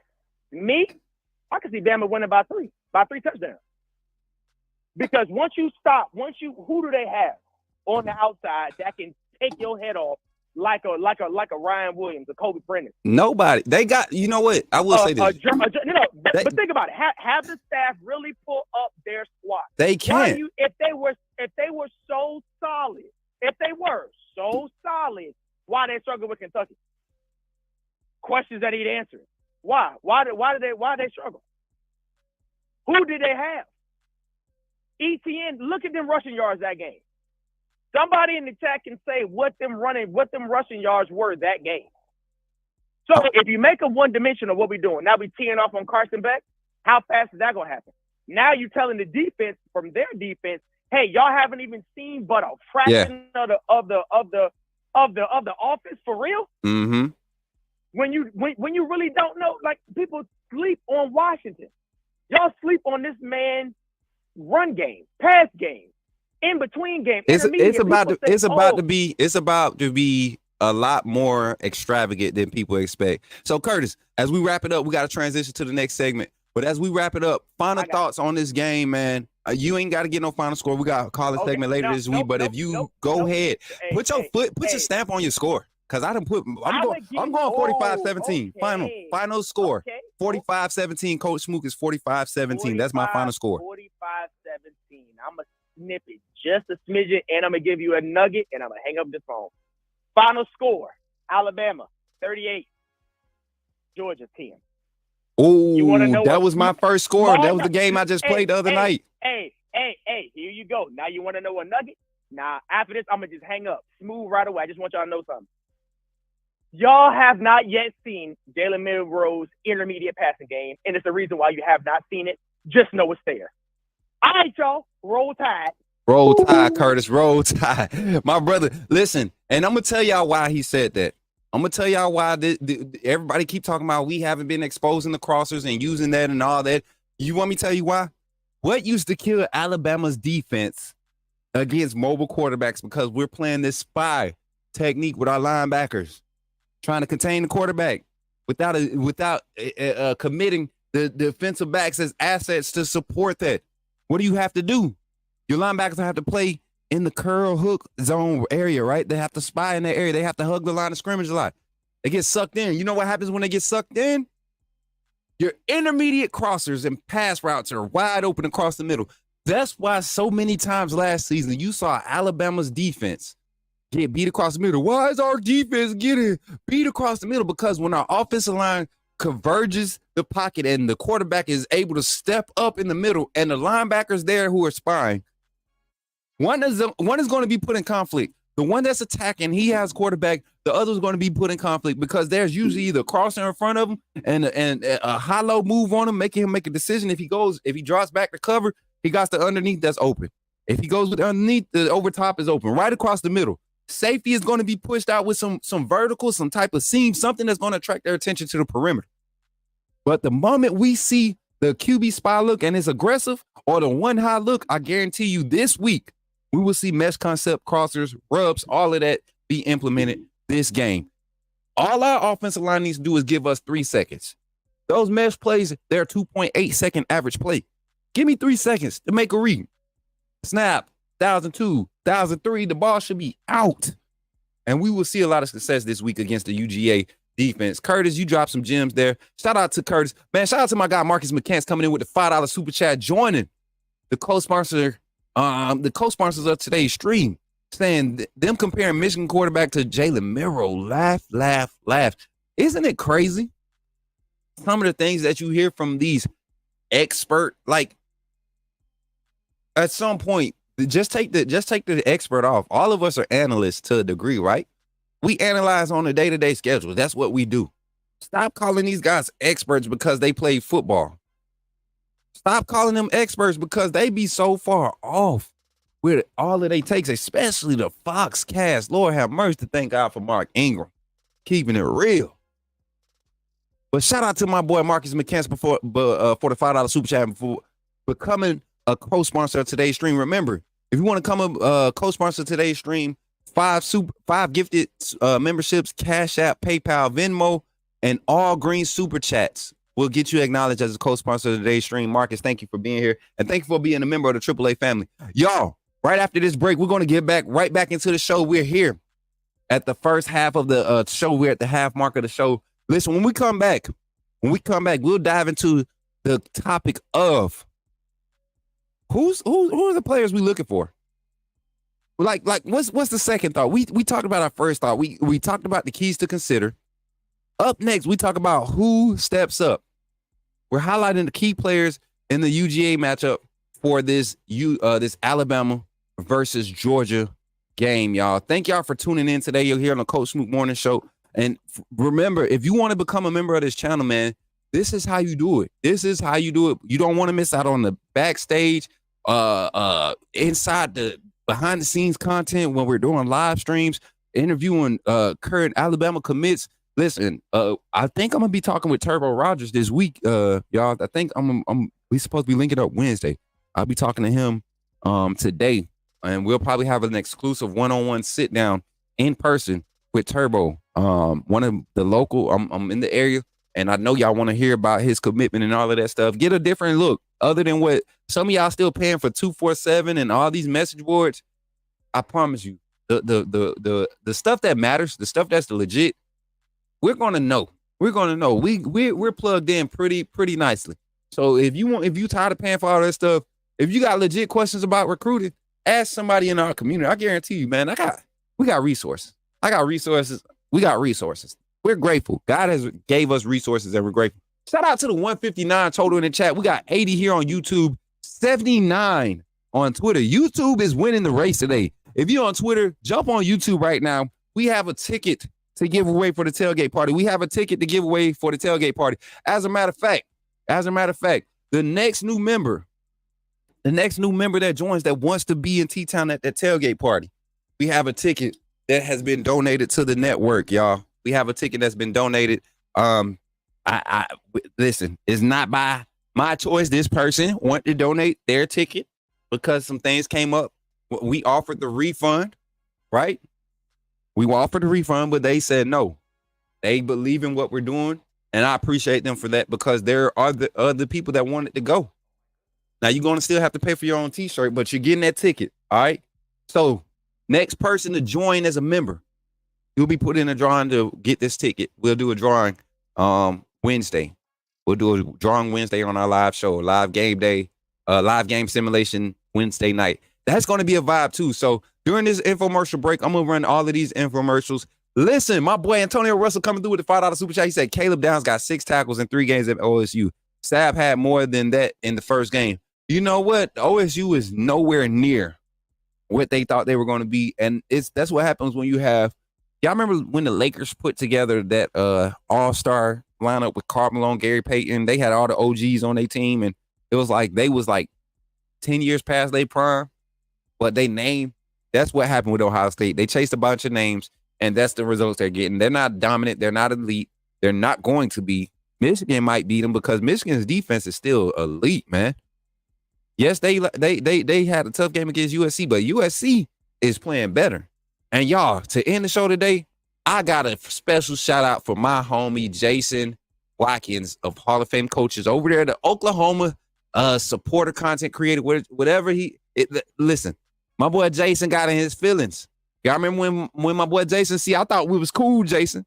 I thought we was cool, but now I'm gonna have to add you to the hit list. Heard you blocking people in my family, bro, because we tell you the truth about your trash Oklahoma team. I heard you blocking my people, so we got a bone to pick with you at the end of the show. So if y'all can go tag Jason on Twitter, somebody clip that, let him know. We got a bone to pick with you, Jason. Pull up. You and all the Boomer Sooners. You and all the Sooners. Sooner or later, y'all gonna find out the SEC ain't nothing like the Big 12. We told you. You're 2 years out. Brett, respect you, but your team ain't ready. 7-5, 6-6. That's what Coach Smook said. They sure looked 6-6-ish yesterday, Saturday. So we'll talk about that at the end of the show. But we're going to get into this little break, man. When we come back, we'll get into our second topic, talking about the players who step up, and then we'll open the phone lines. I want to hear y'all talk about players that you see going to step up. You get one on the offense, one on the defense. The phone call segments for the second half will be 5 minutes long. All right, 5 minutes long. If you really want to get in and start talking that long talk like we let some of the first callers do, you got to get in there. Get in there, get on the line, call in. But the second half of the segment, the second thought segment, that's a 5-minute segment per call. After these infomercials, we're going to jump right into it. Thank y'all for supporting the Coach Smook Network. And first, I want to give a big shout out to our sponsors here, Diamond Sports Group, Man of Standard Executive Security, and Russell County Athletics. And also, we're adding another school, y'all, to our sponsorship. I'll make the announcement Wednesday. I can't wait to do that. Love y'all. Here we go.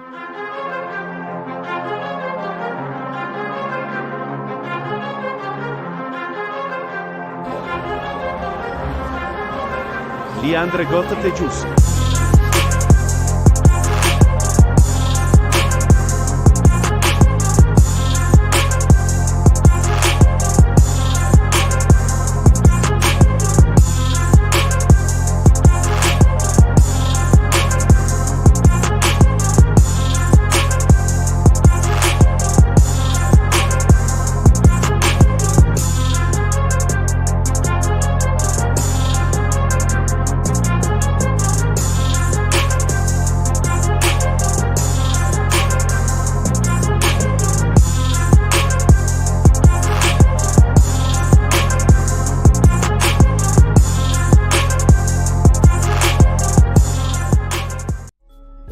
Welcome. First of all, I just want to say thank you for joining the AAA family. By doing so, you have committed to supporting this channel monetarily, and for that, I could not thank you enough. I'm glad that you saw fit to contribute to the growth of this network, and because of that, you have access to all the behind-the-scenes content that we're going to be placing on this channel. Backstage access to all the vlogs, VODs. We got all types of content. You will have early access to it. Also, any event that you see come out with outside with Coach Smook or anything sponsored or partnered with Coach Smook, it will be preferred. And we will all make sure that we're all taken care of. This community is going to continue to grow. Don't miss out on any opportunities to network. We have other content creators. We have business owners. We got entrepreneurs. This is Coach Smook Network because we believe in networking. We want to uplift the community. So thank you for contributing to helping that mission, seeing that goal. And that's really what we're here for, right? We're here to uplift and continue to grow. So thank you for all your contributions and welcome to the family. AAA, SOS.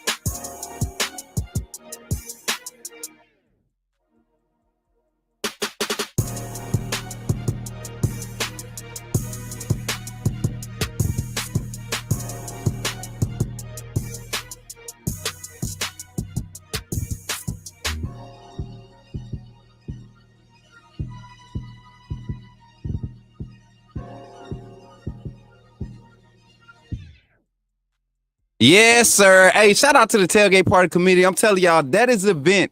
If you have not got a ticket, they still have tickets for sale for the general admission, right? But we don't have any more VIP tickets, but we got a spot open. So the next member that joins, we'll be putting a drawing for that member that ticket. If you want to come to not Oklahoma, Lord. If you want to come to T-Town and kick it with us during the game, we're gonna be tailgating, watching. It's gonna be a big screen. Y'all seen all the festivities that's gonna be out there, the food, the drinks, everything you want is gonna be there. It's a perfect tailgate party. If you can pull up the ticket purchases, I'm gonna show y'all how to get the ticket. I'm gonna show y'all how to get the ticket right now. Let me go back over here. Let me see. I always exit out the doggone thing. Here we go.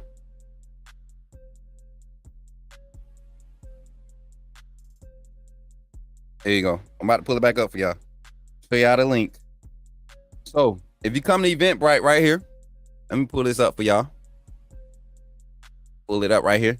Come to Eventbrite, type Tailgate Party Committee, location Tuscaloosa, and you will see the link right here.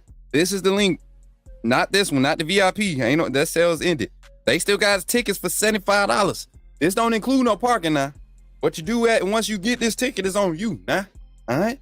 Show up. You're gonna get a virtual confirmation for the ticket. If you're not on a VIP, you're gonna get the virtual confirmation, and then from that point, you just purchase your ticket, y'all. Purchase your ticket. Starts at 3. That's when they open the gates. I recommend you trying to get to your spot by 11, 12, by noon. Get you a good spot. Get in there. Do your thug thizzle. Make it do what it do, baby. Yeah, that's what we talking about. Tailgate Party Committee doing it big. They always, every event I've been to of theirs has always been top tier. Even the early ones, 2018, I went to that one. Was the last one I went to, and man, it was a time was had. So yeah, we're gonna be there. And our favorite resident Bama fan, closet Bama fan, who claims to be a Georgia fan, Darius Fountain, is in the building. Darius, why you ain't picked up that membership yet, man? We got another Georgia fan in the AAA family. You supposed to be the first one, but you done let somebody else pass you up, bro. Darius, how much we put on this game? How much we put on this game? How much we put on this game, Darius? Just let the people know so we can get it on record again. And make sure you don't bet a whole bunch of people. Just bet me. I like your money. Your money easy. It take 48 hours to get there, but it's easy. You know what I'm saying? It's easy. You know what I'm saying? I appreciate you, Darius. But let's jump into the topic. Second topic of today's show, man. Second half of today's show here on the second thought. Second thought of the day. Who steps up for the Crimson Tide? I think this week, the coach's X factors for this game, and I'm gonna give three. I'm gonna give three X factors for this week against Georgia. And I'm gonna do 3 on offense, 3 on defense, and then we'll open up the phone lines here at the 45 at the 2-hour mark here. All right, so one of the key players, I think, and we're gonna start on the defense side. I just personally, I think our defense really sets the tone for us this game. Because if we let Carson Beck get started, they can score 17 points. They can score 17 points if we let them get started. But I think because of the adjustments we've seen our staff make over the weeks, I think we're making enough adjustments to really keep that offense struggling. Guessing what they he said he might pay his kid's birthday money. Oh, Lord Jesus. Lord Jesus. This boy asking for baby mama drama right there. Hey, if there's Fountain Mama, baby mama watch this show, look what he said. I'm snitching, bro. I never played like that. You crazy, boy. You brave. No, actually, I know it. You're crazy. You're actually crazy, Darius. Darius is crazy. That's why he gave me 31.5 points. Georgia versus Kentucky. Darius gave me 31.5 points. Georgia ain't beat Kentucky, but that ain't the topic. Coaches X factors, y'all. On the defense, a healthy Quay Russaw is an X factor. I know Q Roberts going to get his. I know Deontay Lawson and Jahar Cameron are going to show up. I think Quay Russo has the opportunity this game coming back healthy because he isn't nicked up anymore. They say he's back close to 100% as you're going to get at this point in the season. If Quay Russo is that good right now, like they're reporting, we're going to see a defensive pass rush like no other that we haven't seen at Bama in a while. I think Kane Womack is going to let his athletes be athletes and beat these slow tackles that Georgia has. Georgia has some strong, slow tackles. Am I right or am I wrong? Their guards are not that. Their interior offensive line, they know. The real Georgia fans know. The real Georgia fans know that their interior offensive line is nowhere near up to par to where it needs to be a dominant team, right? Right? So what I'm getting at is, if they can't stop the interior, something that I believe they're going to try to test to see if they can establish something. The edge rush game that we've seen this season, the edge containment that we've seen from our bandit and our wolf positions has been immaculate. Few spots here and there, but I don't think Georgia has the explosiveness that they need to be able to make us second guess the type of pressures and run blitz counters that we're going to send. And so for that reason, I think we have the advantage there. The Quay Russo is one X factor there. The other X factor, and this is not necessarily a player, this is more of a group of players that play the same position. Our defensive tackle positions, nose guard, defensive tackle, whatever, the interior defensive lineman, that rotation is an X factor for me. That rotation, Jaheim Otis, Tim Keenan, Hunter Osborne, Damon Payne. Who else gets down there in the middle of the Edric Hill? We saw Edric Hill get in there and get disrupted last week. Jeremiah Beeman slid inside, pause. Right? Who else was in there? Who was 91? 91 was in there getting active. Jordan Renard, we saw him get active. We saw the depth of rotation. If we can do that and be effective this game, that's an X factor. I think we wear out Georgia's interior offensive linemen who are already struggling. Another X factor on the defensive side, the Husky position. That's a position that's been getting beat in coverage a lot. Do we commit resources to play, over the top safety help, or do we continue to allow those guys to grow through the growing pains and test Carson Beck's downfield accuracy?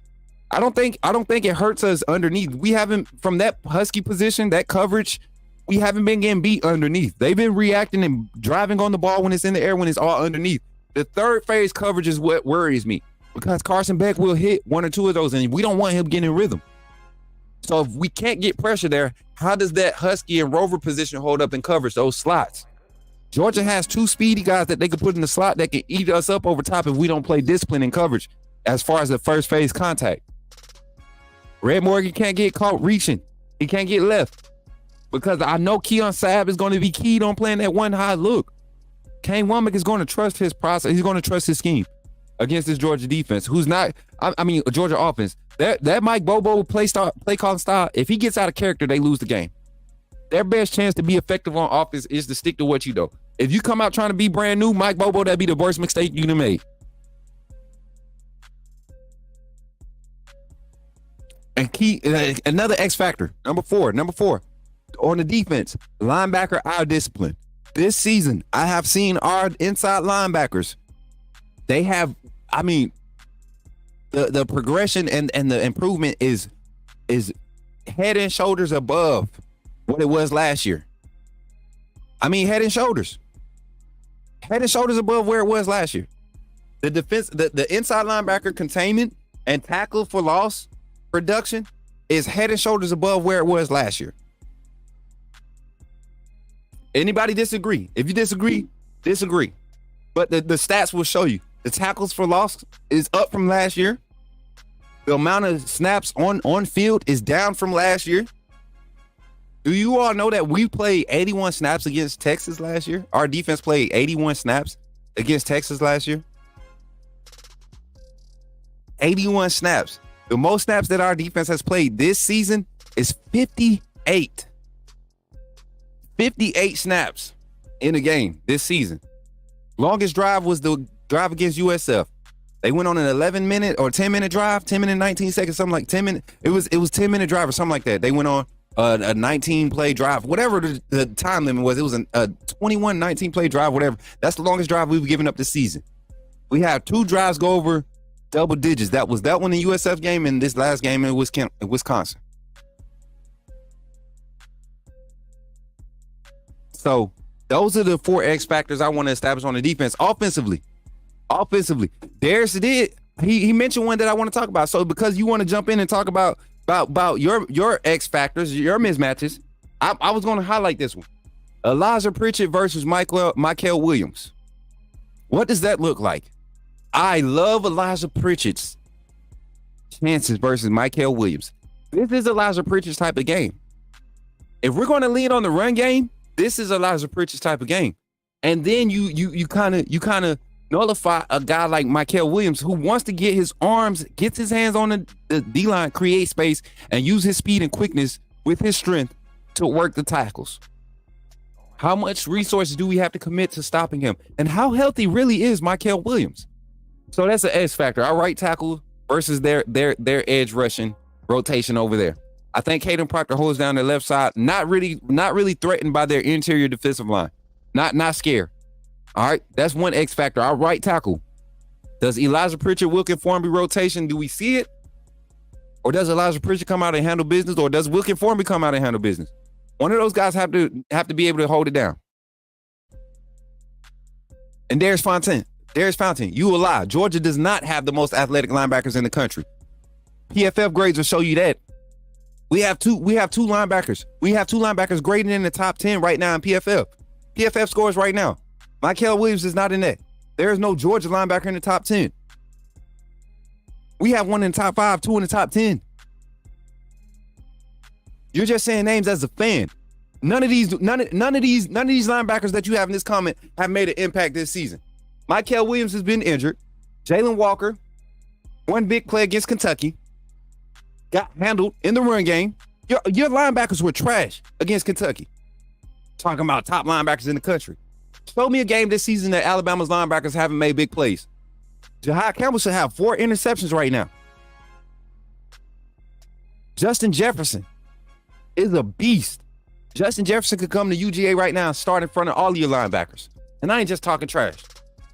I'm talking facts. You talking as a fan, talk facts. Look at the production.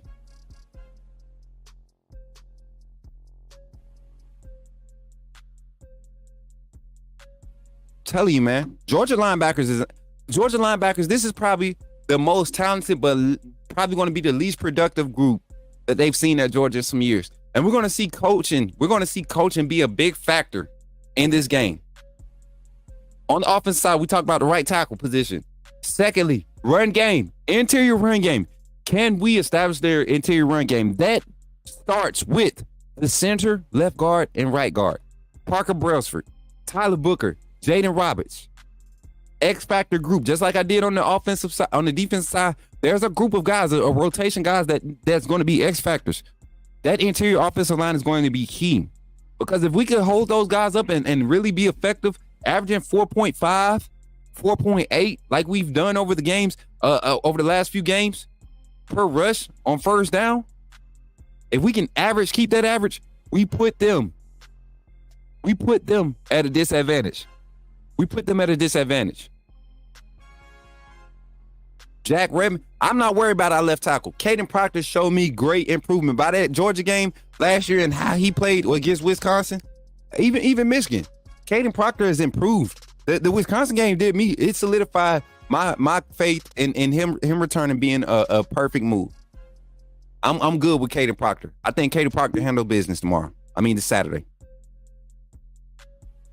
Keep an eye on wide receiver London Humper and Dominic Love attack Bama weak corners. You're talking about Damani Jackson, who nobody wants to throw to, and you got to remember you got Carson Beck with that noodle arm. You know what, Darius? Call in. I'm tired of your mouth. We doing a segue. Call in, Darius. I don't want to hear that. We know you ain't at work. You always in a Bama chat. Call in right now. 334-625-1121. Nobody else call in. If you call in, you might get mad at me because I'm ignoring your call. I want Darius on the line. I'm gonna keep going on with my little breakdown. But Darius, I want you to call in 334-625-1121. I need to hear you say this stupid crap that you saying in the chat, representing your Georgia fan base. If y'all got any Georgia fans, tell them to come to the chat and save their boy Darius, because he's talking real stupid right now. He said Alabama has weak corners.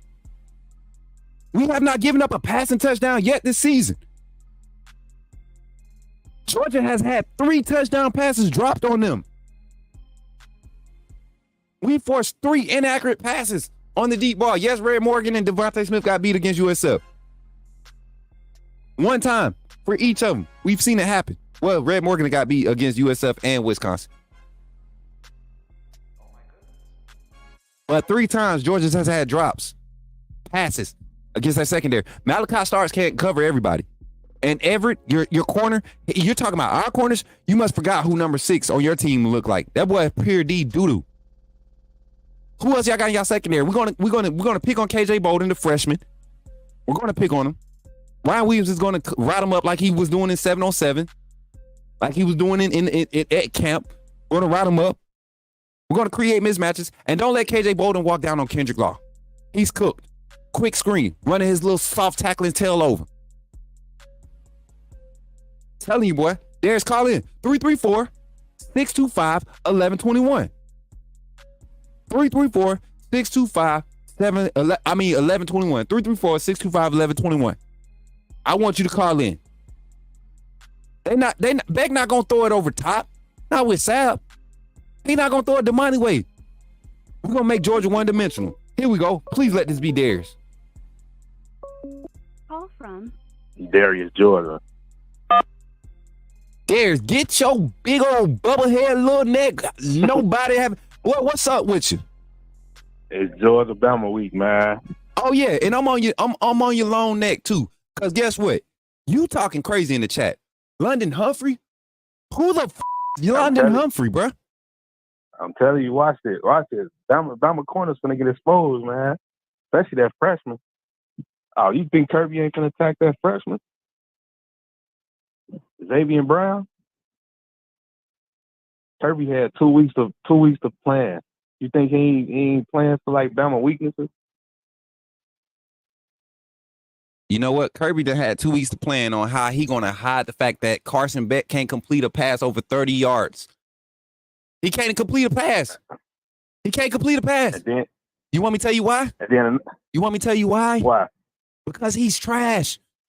He's trash. He needs 4 seconds, 5 seconds of protection to look like a NFL style quarterback. You give him time, he looks great. He's not going to have time against Alabama. You saw what happened against Kentucky. You think Jalen Miro going to be able to attack and run like, man, that run past auction, that's over with.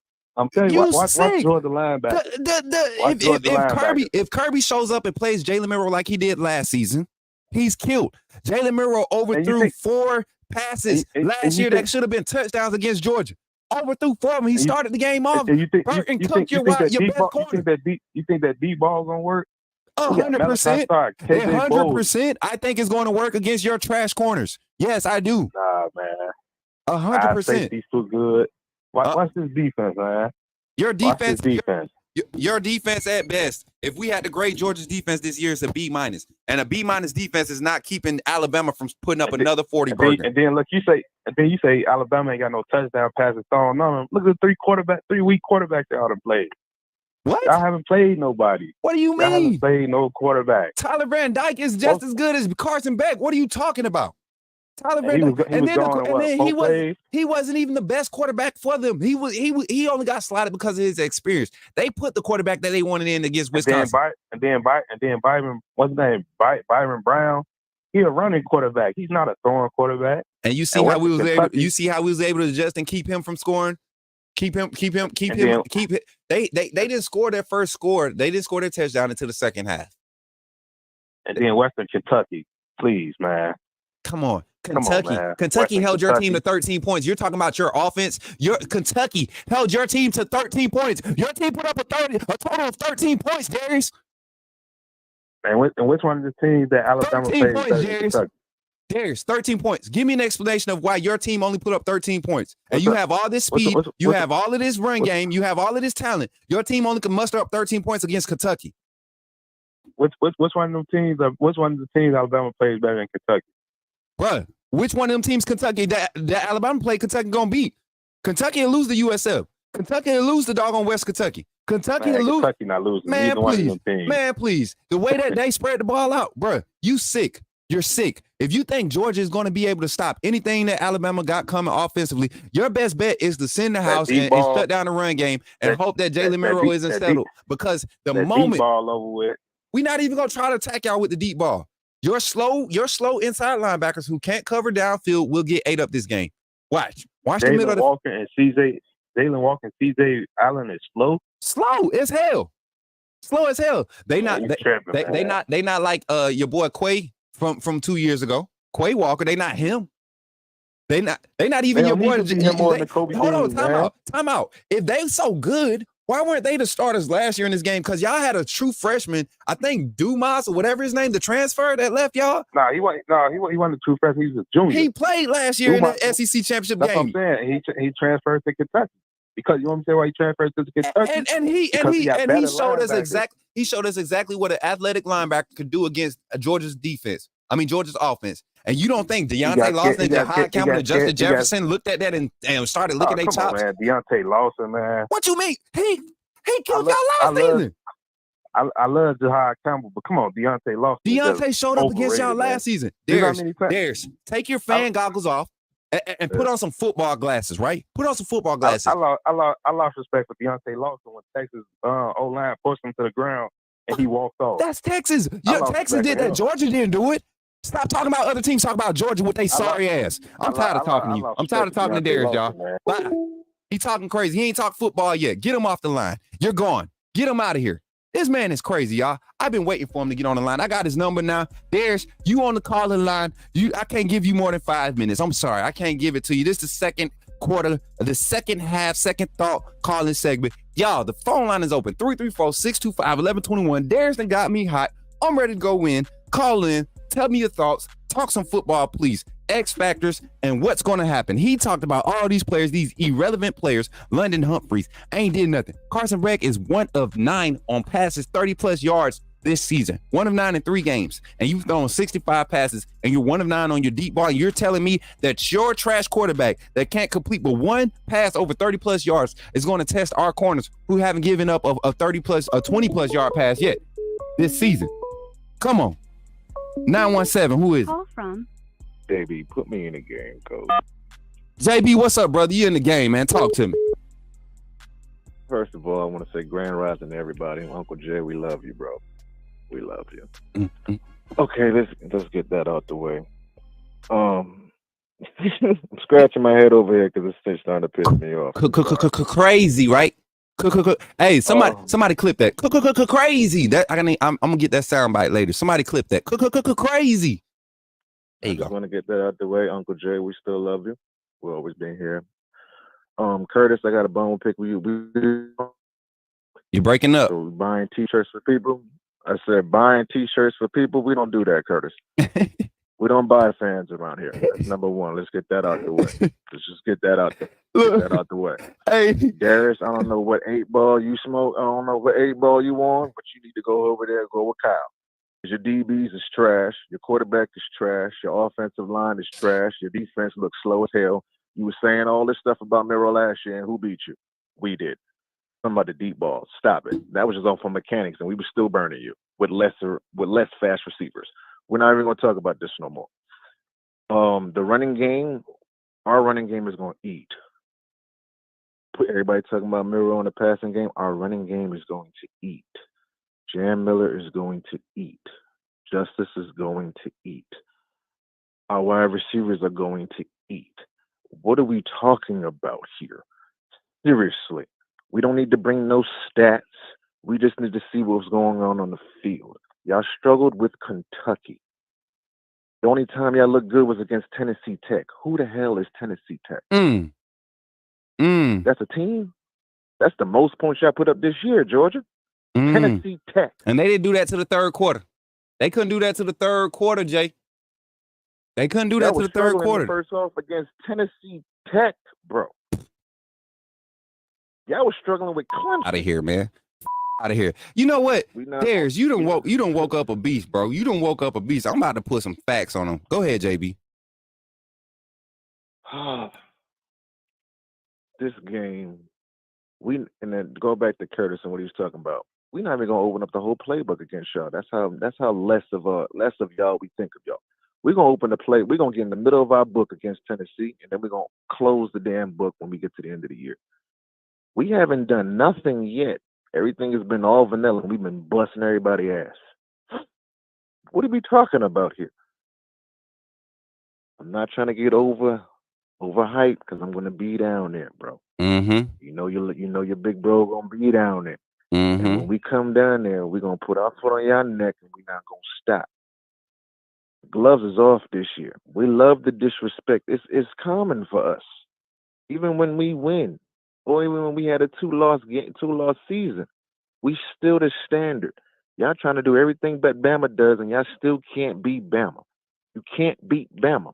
You can't beat Georgia fans. You can't beat us in y'all stadium. You can't beat us in y'all state. You can't beat us in Tuscaloosa. It is what it is. Get over that 8-ball. Get over it. Cocaine's a hell of a drug, bro. For real. What are you talking? You naming players that we don't even know about? Who are you talking about? London Humphreys is their transfer. They so invested on these transfers. Ain't London Humphrey your transfer, Darius? Carson Beck can't get the ball to him. I feel sorry for the wide receivers at Georgia once again. Georgia benefits from having a talented group of skill players, right? And they don't have a quarterback that can deliver the ball to them. Hey, we're glad you got T-Rob, bro. T-Rob is garbage. Where's defensive back production during Saban era was under T-Rob? Yeah, you get the top athletes, but how are you develop them? How have you developed them? T-Rob had nothing to do with the development of Kool-Aid, Terrion Arnold, Caleb Downs, none of that. He just was attracted. His style was cool. He does not do anything special. Our defense hurt with T-Rob's technique where he was teaching them. I don't care if Coach Saban is telling you something. You the coach. You the DB coach. Who the players supposed to listen to? You that coach. You supposed to be taking them up. Can't wait to see them get all these pass interference calls on these deep balls. Guarantee it. Boy, I can't wait. You know what's funny though? Smook? Caleb Downs was the name everybody was talking about last year, right? Okay, look at Caleb. He went to Ohio State. Has anybody been calling his name since? Negative. JB. If Caleb was go ahead, break it down for me. I'm about to break it down. I got some numbers in front of these folks that think it don't matter. So you have 2 pass completions over 3 pass completions over 30 yards for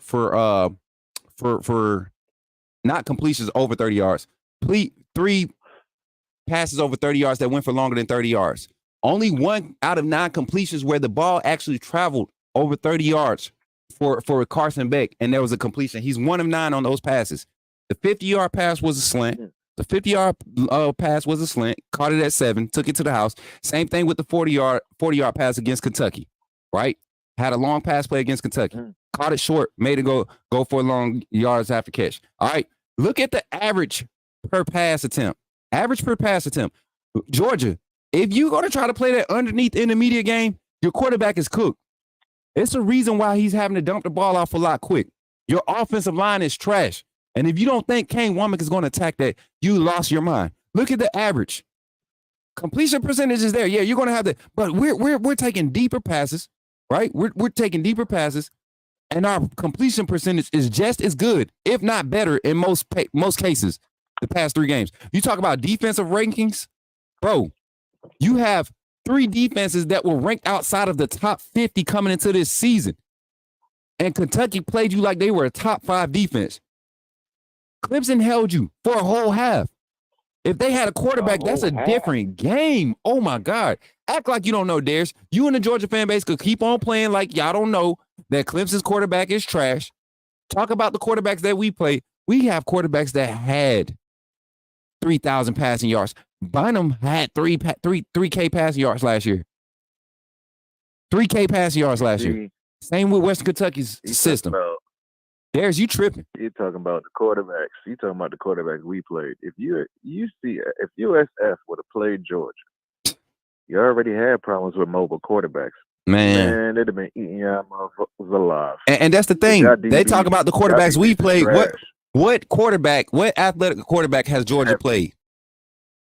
Y'all almost lost to Vandergrift, bro. Vandergraff is he's the most athletic quarterback they played. And you telling me Brock Vandergraff has the same athleticism as Jalen Milroe and the same weapon assets that Milroe has available? This is laughable. I'm not even angry no more. This shit is laughable. Like Darius. This is funny. Darius. I want Darius and the rest of the Georgia fan base to listen to this. I want them to listen to this, JB. You guys really think that 2 weeks of game planning and the consistent things that you all continue to show, starting slow, can't get a deep threat established. Your offensive run game takes time to build up. It's effective, but it's not explosive. And your defense has given up open shots downfield all season. Just haven't had a quarterback that can complete them. And Jalen Milroe's best ball is the deep ball. And you don't think that your defense is the one that? Come on, bro, get the up out of here, bro. I swear. Wake up. Darius, just tell your team. Darius, just tell your team to bring the black jerseys out because it's about to be a funeral all over again, bro. It's about to be a funeral. Darius said, come Sunday, he don't want to hear no excuses. Come Sunday, just make sure you show up to the live. As a matter of fact, don't even wait till Sunday. We'll be live. See, one thing, we was live last game when you were hiding, Darius. When you were hiding, I picked Kentucky to beat y'all. Remember that. I picked Kentucky to take the points and beat y'all. Remember that? And I won. I knew you would win the game, but if Kentucky was spotted 7 points, like I said, actually, I only wanted to take the 13 that they was giving them. Yo, crazy butt gave me 31. And y'all go out there and y'all only put up 13 points. Lord have mercy. I can't wait to see Carson back because you know Kirby gonna try to use some reverse psychology type stuff. Try to come out and be a pass heavy team. That's their goal. Because that's their goal. I've been calling that score since February. You already know that 42-17. I've been calling it since February. Before anybody else said it, I said it a long time ago. 42-17. Georgia, like, man, you tripping, JB? No, I'm not. I've been calling this since February. 42-17, and they get 17. They're gonna get that last touchdown at the end of the game. At the end of the game, the whole squad gonna be. Hey, listen. Post game show, Darius. We're gonna give you a special shout out. We're gonna be in T-Town. Hold up. Ain't this the same Darius that was talking trash last season, talking about he gonna be at the Bama game this season on the field? Ain't this that same Darius? Yeah. Mm-hmm. When we was on Kyle Channel. Hold on, wait a minute. Let me sound the horn real quick. Hold on. This is that Darius. This is that Darius. Cap Darius. This is Cap, Sir Cap-a-Lot. This is Darius. Darius, are you going to be in T-Town for real or was you just capping? Tell the truth. We ain't going to embarrass you in front of everybody.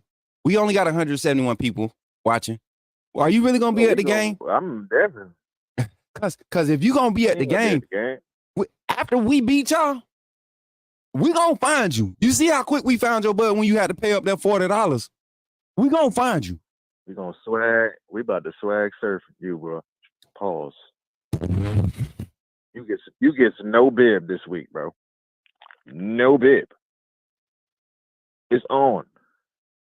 Keon Sabb is shutting all that down. Don't go over top. I'm telling you. I called it in the Discord. I said, you remind me of Dion. He gonna bake the hell out of you. Hey, he's our new Eddie Jackson, bro. He's not throwing it the Jackson side. He's not throwing it the Jackson side. Ain't nobody throwing it over there. You not throwing it over there. LT about to be a grown man. He already is.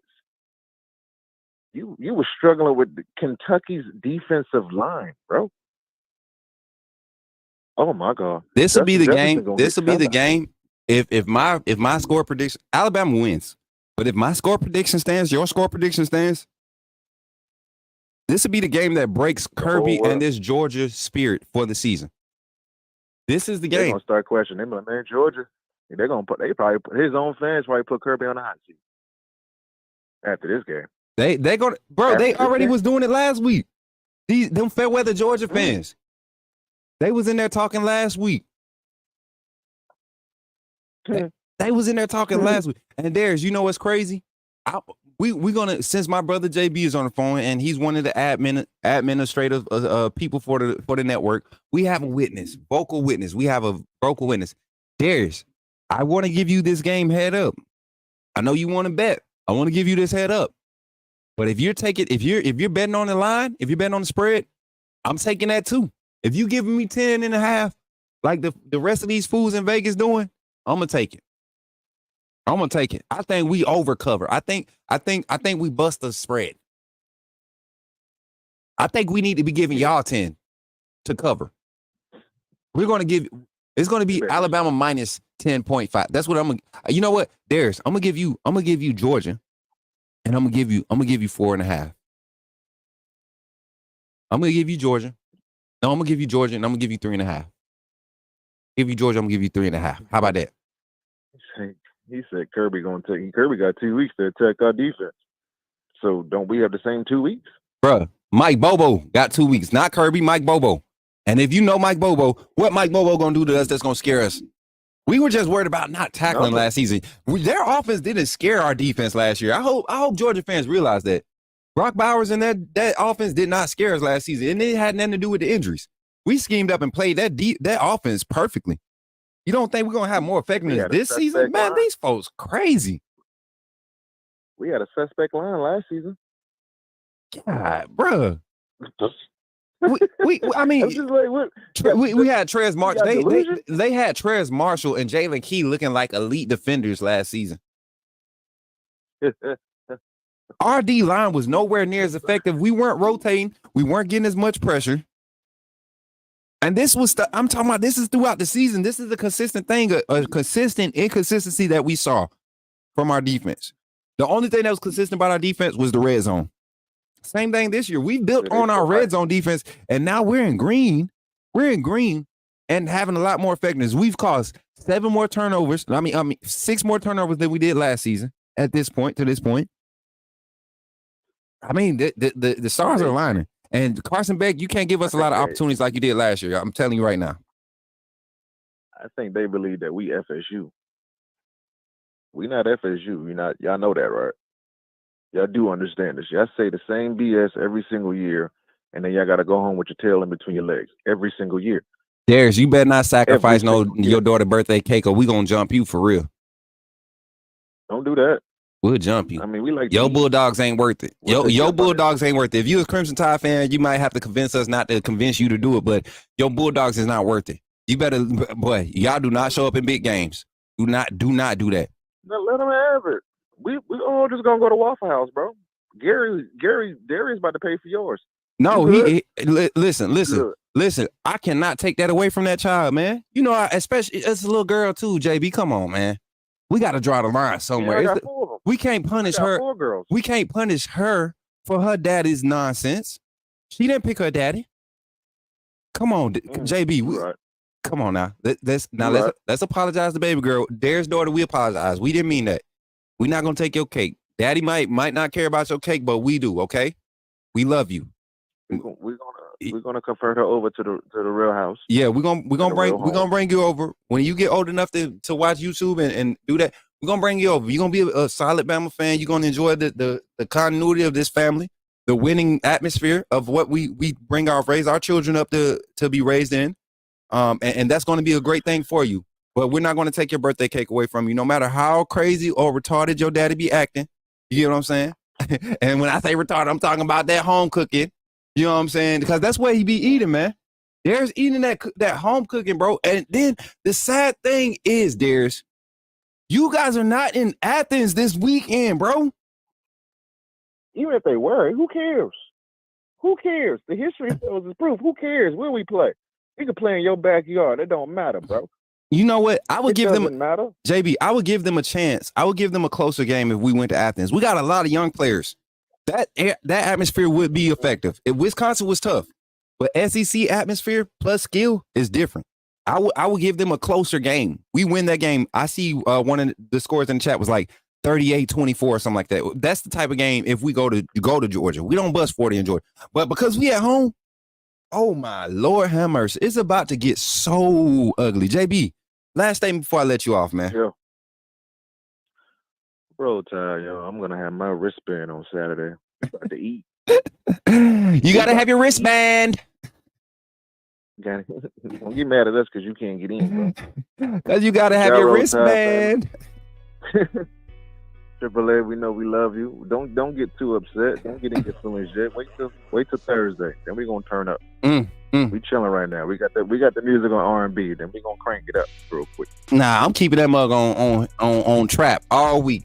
We trapping all week. If y'all could, I'm gonna keep the steam going. Y'all ain't gotta worry about keep the fire going. I got that. That's my responsibility. When y'all jump in that fire, just be ready to keep it going for real. Cause I'm telling y'all, listen. Y'all hear me hitting my desk? I'm serious. Y'all see, man, I ain't wear no visor today. I got my Hispanic hair locks hanging today. Boy, fresh lineup.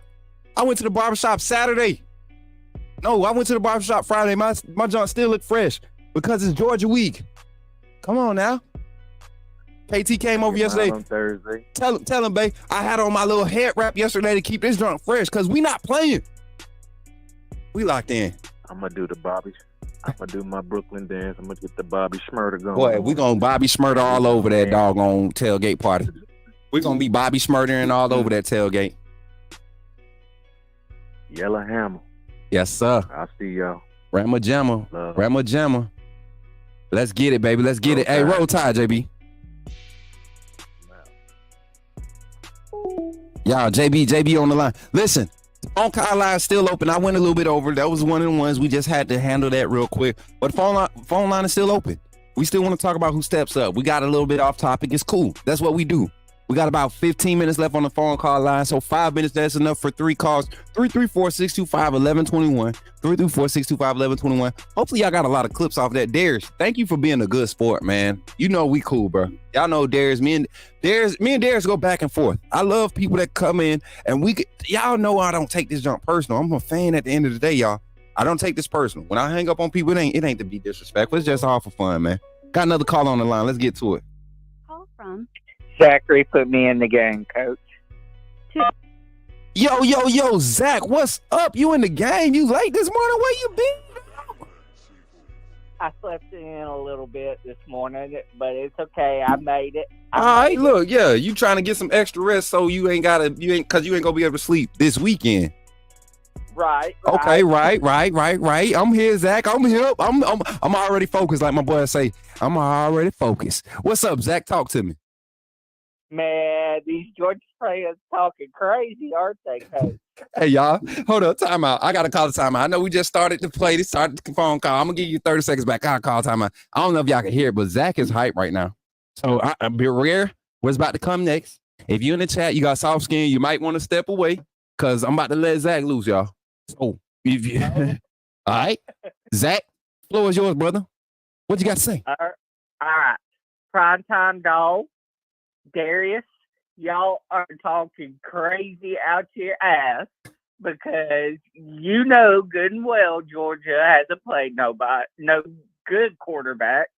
If Cade Klubnik was a good quarterback, he would have beat y'all. If Brock was a better quarterback, he would have beat y'all 2 weeks ago. I mean, y'all look good against who? Tennessee Tech? Who's Tennessee Tech? You know, nobody's heard of Tennessee Tech until this year because y'all played them. Y'all have been hyped up by a weak SEC South schedule for the past, 8 years? 8? 9? Yeah, 8-9 years, however long it's been. You know, since Kirby's been there.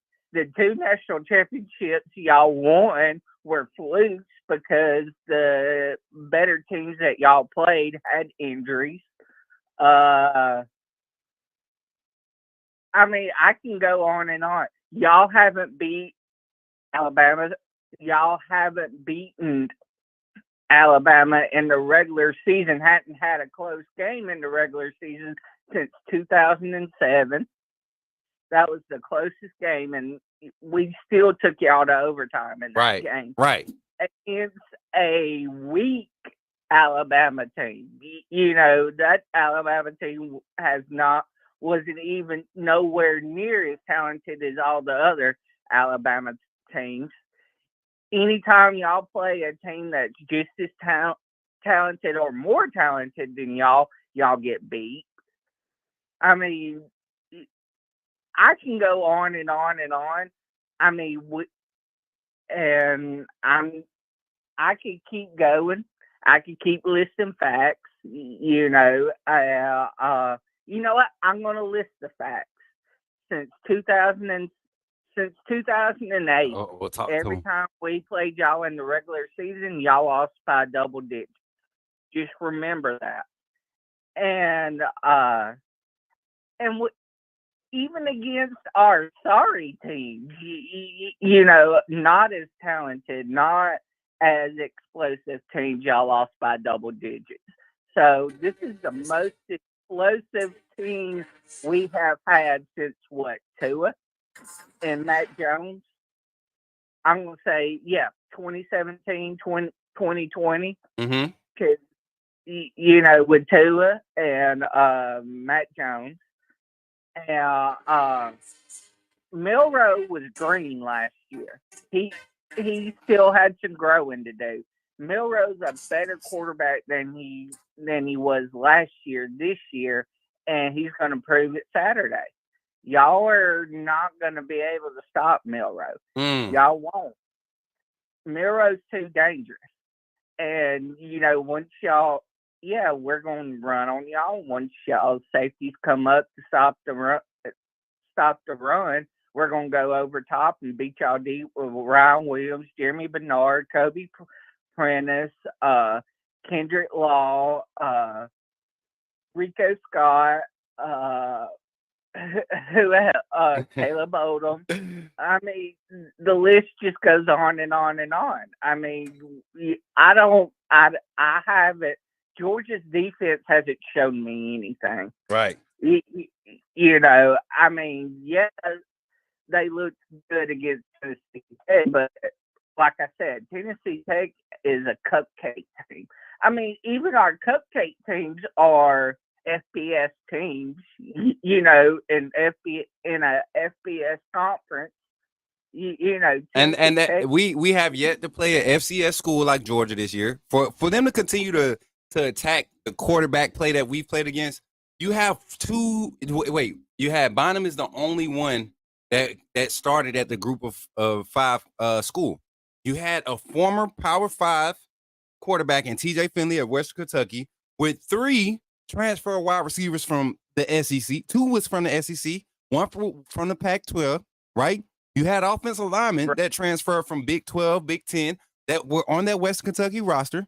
Everybody thought Western Kentucky's experience would show up and give us somewhat of a test, and we nullified that. Turn around, USF does the same exact thing. They fill their roster with former SEC talent, and they've been building their recruiting over the past 4 years.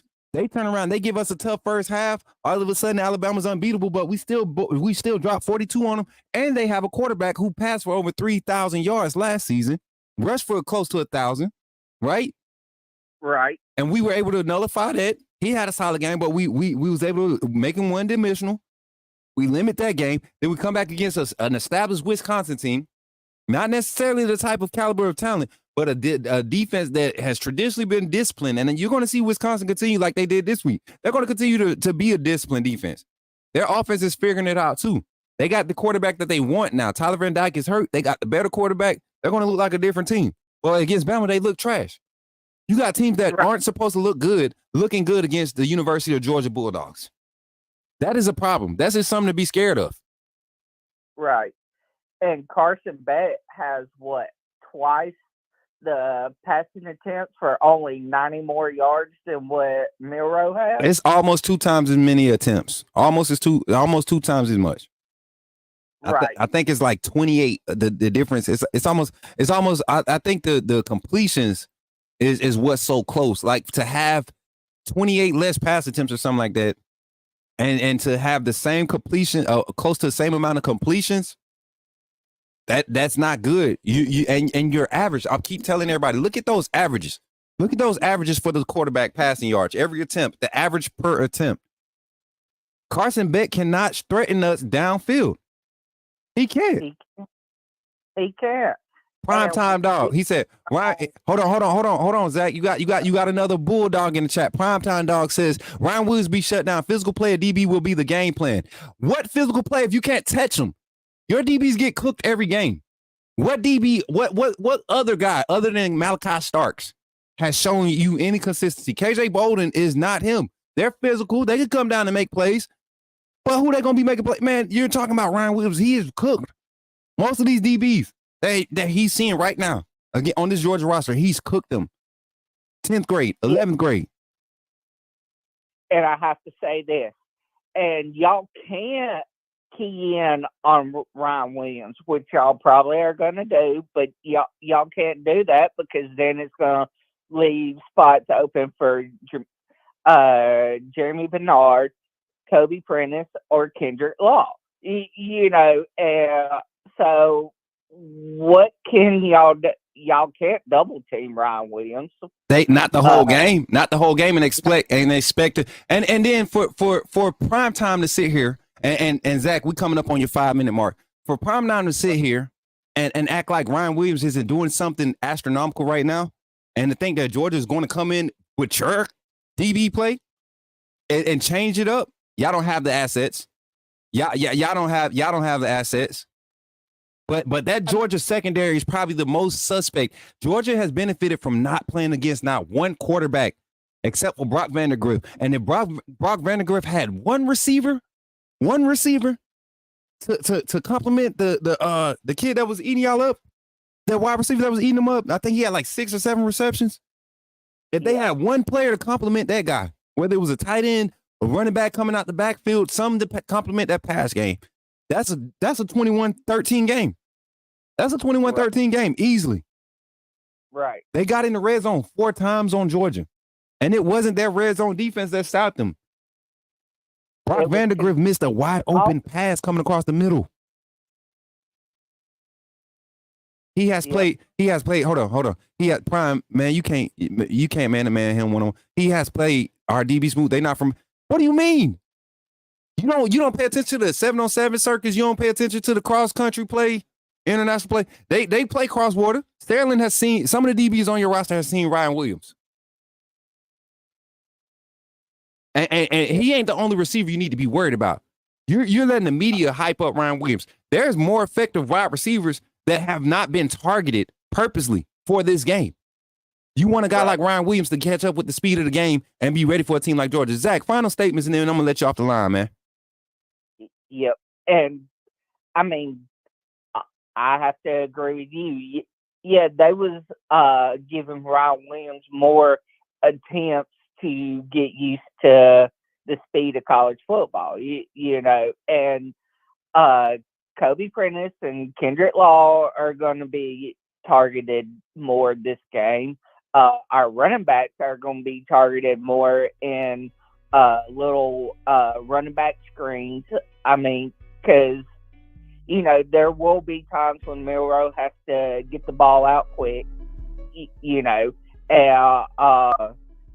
so for me, I don't see where Georgia can beat us, really.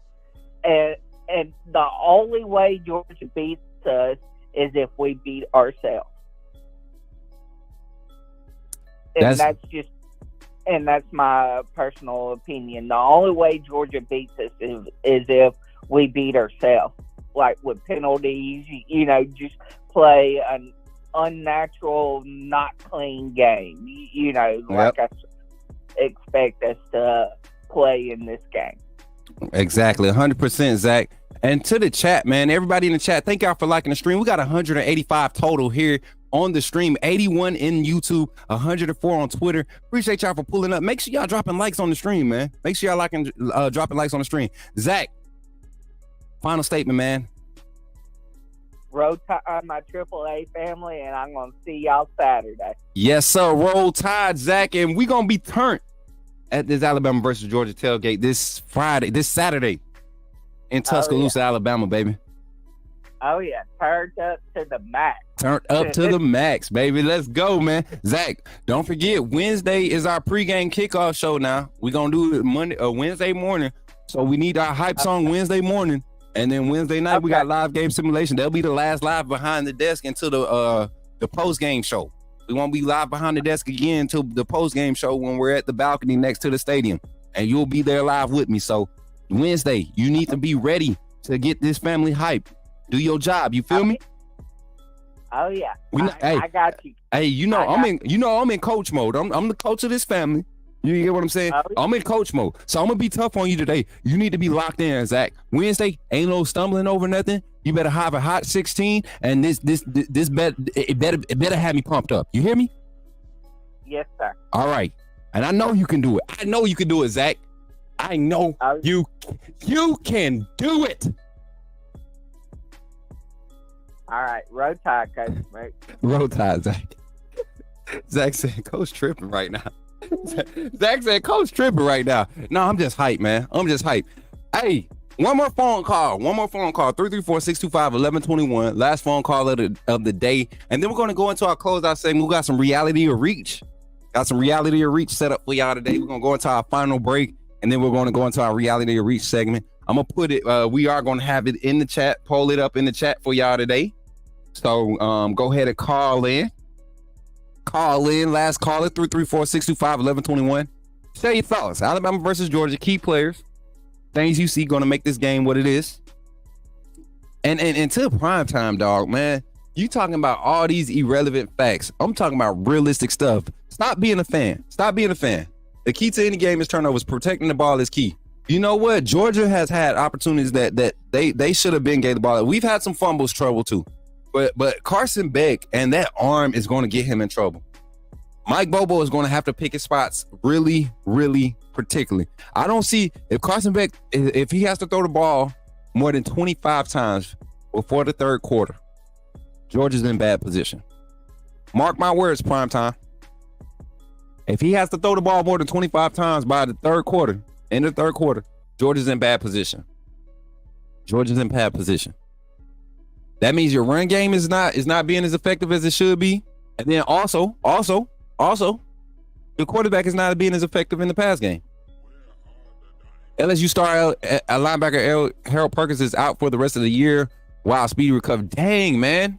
I hate Harold Perkins going through that at LSU, man. That's going to hurt their defense tremendously. How many picks you think we got? We got it in reality of reach. We got it in reality of reach. We got it. We'll talk about it in reality of reach. If you want to submit a reality of reach topic for today, go ahead and hop in the Discord and drop it in the chat. And I'm going to feature one from the Discord today during our break. The Paw Patrol fans refused to be honest with themselves. Smook. Listen, I used to call them Paw Patrol a while back. And then they started getting softer than the Paw Patrol. Got another call on the line. Last call of the segment. Call from Brett Sully, put me in the game, coach. Yes, sir. Brett Sully in the game. What's good, Brett? You in the game? Talk to me, my boy. Man, boy, these Georgia fans don't know where they got coming to them, man. Boy, I'm telling you, man, they showing their true colors now. Well, I knew they was delusional, but now, bro, it's just blatantly out there right now. And see, you know what, Brett? Preseason talk, off-season talk. I understand their sentiments, but even then, they still had not had the one up on us. We still had the one up on them. We had the last head-to-head, and their only rebuttal is Coach Saban ain't there no more. If that's your only rebuttal, argument, they saying, well, we play Saban. I'm like, man, Saban's in the field, but y'all play Alabama, man. Y'all can keep using that excuse now. Come on now. Go with something better. They got to. But they can't, because the truth is we just been able to be the better team. And this year is even worse because now you're bringing in a new scheme. You're bringing in a new mindset, new philosophy. We're not going to try to slow the game down because we have offensive weaknesses and stuff. We're going to actually speed the game up. We're going to run tempo. What's been effective against that style of defense from Kirby. We're not going to allow you to substitute your slow linebackers in and out the field. We're not going to allow you to get a exposed DB off the field. We're going to attack. We're going to create mismatches. And I've been hearing a lot of Georgia fans saying their team is overall better than our team this year. Where? Where that though? Where? Like I don't Where? see it. The stats And don't I've even. been saying- The stats won't even tell you that. Exactly. And I've been saying this, man. Bro, Carson, he looks the same as he did in the spree game when he threw them couple of picks. Like, I don't see no type of improvement. I don't see nothing like that. Like, he was like a deer in headlights sometimes out there. And then got Taylor Ratledge on the offensive line, you know, blocking for him. Man, Lawson probably going to shoot that gap, man, put some pressure to that boy. Right. And you know what? It's crazy because didn't they almost have a pick in the end zone? Wasn't that a pick they had to go and review it? Was that the Kentucky game? I think it was when they threw a pick and they ran it back, but then for a touchdown, but they reviewed it, said it was an incomplete pass. Yeah, they said it was incomplete pass. That had to be that game. We don't watch so many games, and I'm not a Georgia fan, so I don't watch Georgia games and remember everything that happens. But I do remember Carson Beck having a lot of close calls against Kentucky, and I believe our secondary speed and recovery skill sets are way better than what Georgia has seen this season. And I don't think we've seen a defense that's as athletic as Georgia, but we've seen defensive execution better than Georgia. I think USF is the best pressure team we've seen. And it's not from a skill set standpoint, it's how they schemed up the pressures. Man, like you said, they coach played for Tennessee at one time, right? I mean, Tom Orlando is the defensive coordinator, but Alex Grinch was the offensive coordinator, I believe, or was he the defensive coordinator at Tennessee? I think he was the Tennessee's offensive coordinator because he brought over that up-tempo, that veer and shoot type style of offense. Yeah, okay. So that's what it was. I can't wait. You know, the last prime time, the last Georgia fan that came in and said, Darius came in and said on the phone, he said they're going to attack Xavier Brown. I don't think they realize that in order to be able to attack Xavier Brown, you have to beat him on a double move. You got to have time to do a double move. What time is Georgia going to have? They couldn't even do double moves against Kentucky. You think you're going to be able to do it against Bama? In a hostile environment, on the road? Bro, headset comes. Come on now. And I don't think Georgia's comfortable going tempo unless their run game is leading the tempo. And they're not confident in their run game this year. Look at the numbers, man. The numbers that tell you they're not comfortable in handing the ball off, and they want to put the ball in Beck's hands. They want to put the ball in Beck's hands. They feel like he's their best option to win. He's the most reliable option to win. But nah, he ain't no game changer though. He's not. Carson Beck's best asset is being able to put other people in position to win. It's not anything that he does great or any type of skill set that he possesses. He puts other people in position to win. And half of these things these Georgia fans be saying, bro, I don't take them serious, man, because I don't even know they believe what he's saying half the time. Man, your best game came from your boy ETN this season. Branson Robinson being hurt is bad for y'all, right? Is he 100% yet? I'm not worried about Cash Jones. I don't know what earned that young man a scholarship at the running back position. But he is not anything to be threatened by. Nate Frazier, your run game. I mean, younger guy, not young guy, but younger guy, freshman, coming in, shows some sparks. Not going to be effective in this game, right? Not going to be effective in this game. I don't think so. You think Kirby going to lean on a young guy? He had to go with him first week against Clemson because Robinson was out. He had production against Clemson late in the game. Not after having 3 carries for 2 yards. Not after having 3 carries for 2 yards against Kentucky and 6 carries for 28 yards against Tennessee Tech or whatever. Come on, man. Is USF head off to pay off? Smook? Hey, he said Smook. Is USF defense better than UGA defense? I don't think so, but we still put up 42. Is Kentucky's offense better than Alabama's offense? And Kentucky was able to hang 12 on you. Answer that, prime time. Answer that. Is Kentucky's offense, is Clemson's offense, is Tennessee Tech's offense as good as Alabama's? Nah. Y'all, Kentucky scored 12 points on y'all. And they got in the red zone 4 times. They moved the ball great against y'all. Hey man, they lose. Brett, he not gonna answer the question, but final statement, man. So we can go ahead and end today's let's go ahead and let the Georgia Bulldogs get it out of their system time. Let us sizzle in their spirit real quick. Man, for the final take, man, I'm gonna say that the score probably will end up being 27-35 our way.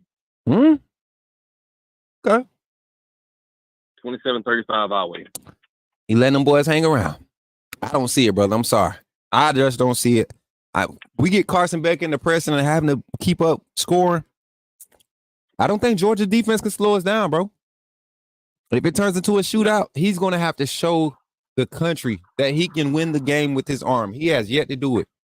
Brock Bowers won it for him last year in the last minute of the game against Missouri and Auburn. They had to do it with the run game. They have yet to be able to rely on Carson Beck's arm to win them a big game. Shoot, they ain't got nobody else on the team. I feel like they can rely on that can help them win games like they had with Bowers last year. Like, because Bowers single-handedly won a couple of games for him. He won the Missouri game for him. He won the Missouri game for him. The Auburn game. He was out Auburn. He was out against Auburn.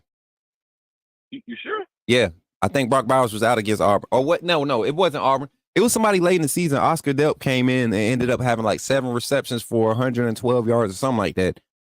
But the game wasn't. He went out with that tightrope surgery.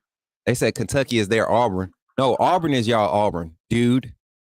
Kentucky is just Kentucky. They a team that play y'all very well. Auburn play y'all very well. A lot of teams play y'all well. Y'all give Bama flack for beating Kentucky by what we beat them by 30, 34 last year. That's Kentucky. This is the same Kentucky team with a new quarterback. Devin Leary was that quarterback last year at Kentucky. Oh, no, it wasn't Devin Leary. Am I tripping? Was Devin Leary the quarterback at Kentucky last year? Who was the quarterback? I can't remember. But you turn around, you get the same Kentucky defense that we faced last year, that Jalen Milroe had his best passing game against. And you put it up against this new Georgia offense with the new assets and stuff that they have to get used to. Bro, you're not making any sense. None of these statements that you're making are supporting the fact that Georgia will be able to do anything to test Alabama on either side of the ball. We're going to beat Georgia by at least 18. At least 18. This game becomes a shootout only if our defense somehow or another does not show up, or we don't execute offensively and keep it a clean game. I still think we could not play a clean game and still put up 35 on Georgia. That defense, if I'm Nick Sheridan, I'm not holding nothing this game. Man, letting the whole book rip. Letting it all rip on them. I'm telling you. But yeah, man. But they got more pressure than we got. Oh yeah, Kentucky didn't even send a whole bunch of 6-man pressures, 5-man pressures. I'm talking about just the pressure on Georgia in general. They got way more pressure on them than we have. Oh yeah, 100%. This is the team that came in as the preseason number 1. You already were under the shadow of Nick Saban. Now you have to prove that you're going to be able to come out of the shadow of Alabama. No more Nick Saban excuse. There's more pressure on them. There's more pressure on them. But Brett, what are they gonna say now? I don't know. I don't know what they can say. Everything they got to say is irrelevant at this point. Is irrelevant. But Brett, I'm gonna let you off the line, man. We gotta get ready to close. I ain't trying to cut you off. We gotta get ready to close out, man. I appreciate you calling in. Anything you want to say to the family before I let you off, bro? Man, roll tide, y'all. Y'all have a good day. Be better than yesterday. Do something today that's gonna make your future self happy. And I can't wait to meet y'all this Saturday coming up, man. Yes, sir. Yes, sir. Hey, y'all. And yes, Brett is going to be at the tailgate party. Him and his brother gonna be down there. Hey, is your brother a Bama fan too, Brett? Bruh, he's from Georgia, so he like Georgia Tech. But he said he coming down to show support for me. So pretty much he's just gonna be my DD. I can't even be mad at them. If you're a Georgia Tech fan, that means you is a solid fan. If any, that's like me as a Falcons fan. You know, I'm a Falcons fan. I don't care how bad we look, how good we look. I'm gonna be Falcons. Rise up, Dirty Birds. Let's go. If you're a Georgia Tech fan, you're not on the hype train this year. You've been a Georgia Tech fan. You've been watching the triple option your whole life. You got to see Calvin Johnson kind of make this triple option look good with a deep pass attack, right? But if you're a Georgia fan, you're a Georgia Tech fan, you solid. You welcome around the AAA anytime. If you're a Georgia Tech fan, a Louisville fan, something like that, you solid with the AAA fan. So, but Brett, that's gonna be it today, man. Roll Tide, my boy. Man, roll tide, man. Roll tide, family. Y'all have a good one. Yes, sir. Yes, sir. All right, man. Later. Yes, sir. Roll Tide, man. Phone call line is now closed. Thank y'all, man, for participating in the phone call segments today. First half, second half. We calling it first thought and on second thought. First thought, calling segment brought to you by the AAA family. On second thought, brought to you by our sponsors. Appreciate y'all for supporting that, man. 100%. I'm your boy, Coach Smook, here on the Coach Smook Morning Show. After this break, y'all, we come back with our final thoughts. Here in our closing remarks for this morning's show. Think we kicked off the week on 10. If y'all think we kicked it off on 10, put some fire emojis in the chat. All right. Hey, right after these infomercials, we're gonna get to the closing of our show, y'all. Enjoy all the infomercials, man. Support while we're in the infomercials. I got some surprises in the last closing of this show. Got some I think I'm gonna do for y'all. But we might wait till Wednesday. We ain't gonna do that today. We're gonna wait till Wednesday. But make sure y'all pay attention to these infomercials. Support. I appreciate everybody that's here right now. Thank y'all for being here on the Coach Smook Morning Show. If you want to be a member of the AAA family, this is how you do so. Check it out. Glad you chose to stop by the channel today. Just wanted to give you an opportunity to really become a part of this community here at the Coach Smook Network. We like to call ourselves the AAA family. The AAA stands for authenticity above all. We just want to give you an opportunity to become a part of this community because we're growing and we're doing something special here as a fan base, not just for Alabama, but the fan community as a whole.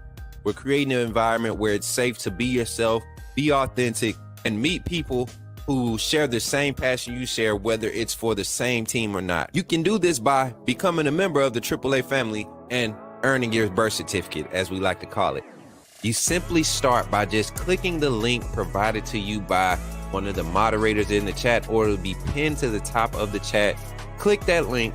It'll bring you to my homepage. When you get to my homepage, make sure you hit the notification button and turn on all notifications. Understand that there are multiple ways to support the channel, and each level has its perks. You can go through and read each perk. As we continue to grow, new perks will be added to each level. One thing we would like to highlight that all AAA members are greatly appreciated. It does not go unnoticed that you have taken time and hard-earned money to support this channel. Once you join, YouTube is going to ask for some payment information, and make sure you monitor your subscription dates. Also, if you really want to get interactive with the community and find out what's going on, think about joining our Discord family. This is where you can get into all the fan talk of the community, and also there are networking opportunities. Please be mindful that there are rules and that we expect everyone to treat everyone with respect.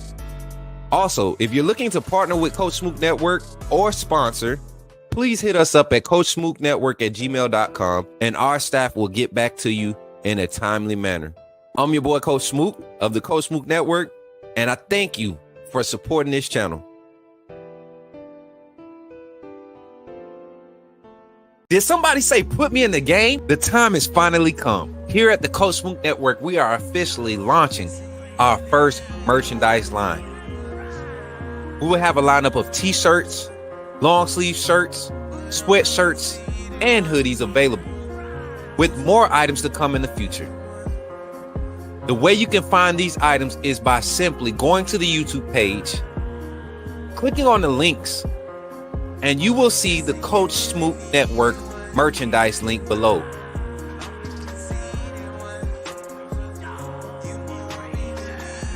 Or during our live stream, type in the chat exclamation merch, and you will see the link come up. And from that website, you can purchase all the variety of merchandise that we have available. Don't wait too long. Don't wait until it gets close to the end. Coach Smook Network is growing fast, and I'm glad to be a part of what we're building here. Thank you for your support, and go get your merch, man.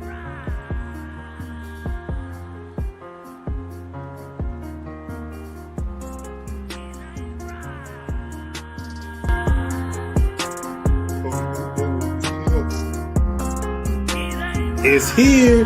Authenticity above all. AAA family. Coach Smook. You know what it is.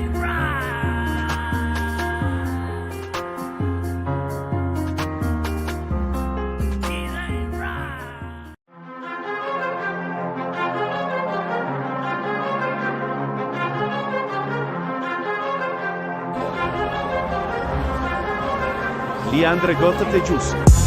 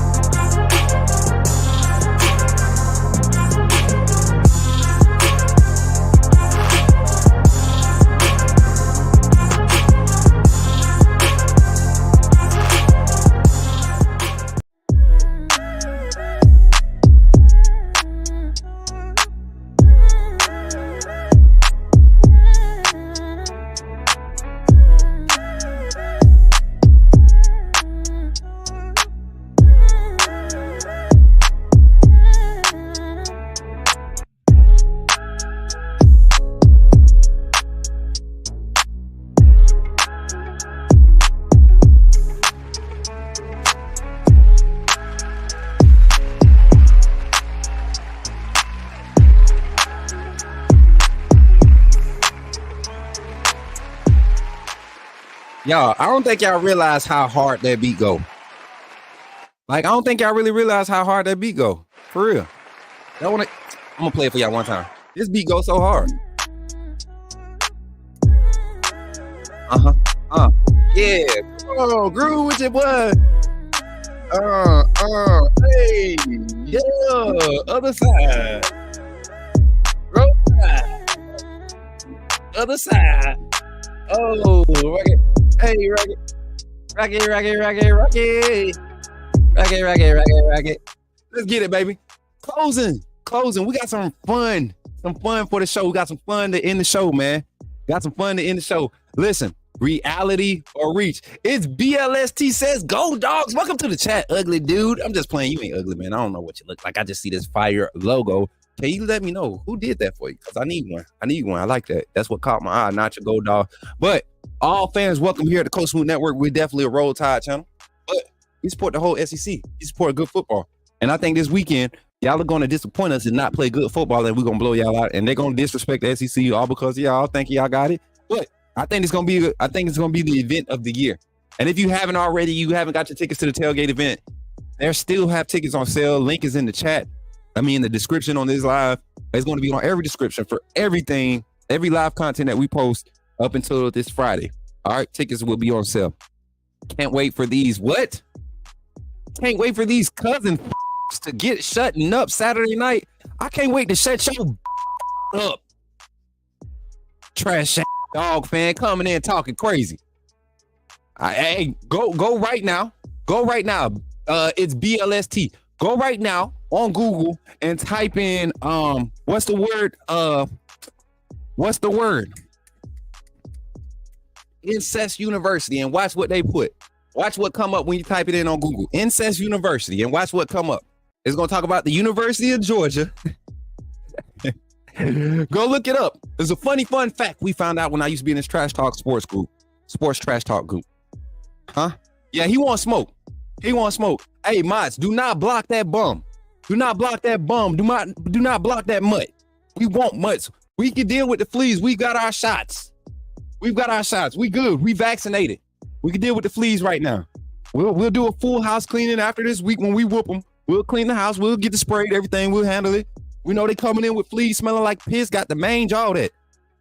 Trash dogs. Motherfucker ain't do nothing. Y'all, he got me cussing, y'all. I need some water. Give me some water. Mama, give me the soap. Give me that holy soap. Need to wash my mouth out. Good. My boy Antoine in the chat. You already know what time it is. Listen, closing remarks, reality to reach. We got it coming at you right now. Listen, first reality to reach, man. Reality to reach. I've been waiting to do this one. I've been waiting to do reality to reach for the Georgia game because now we can talk realistic. And I'm talking realistic. But this first one is mine. It's my special one. You know, I'm the Miro supporter. I'm the 10 toes down Miro supporter. Uncle Jay Townsend coming in with a $10 super chat, calling in, telling everybody, roll tide with the $10 super chat. AAA family. Uncle Jay representing heavy.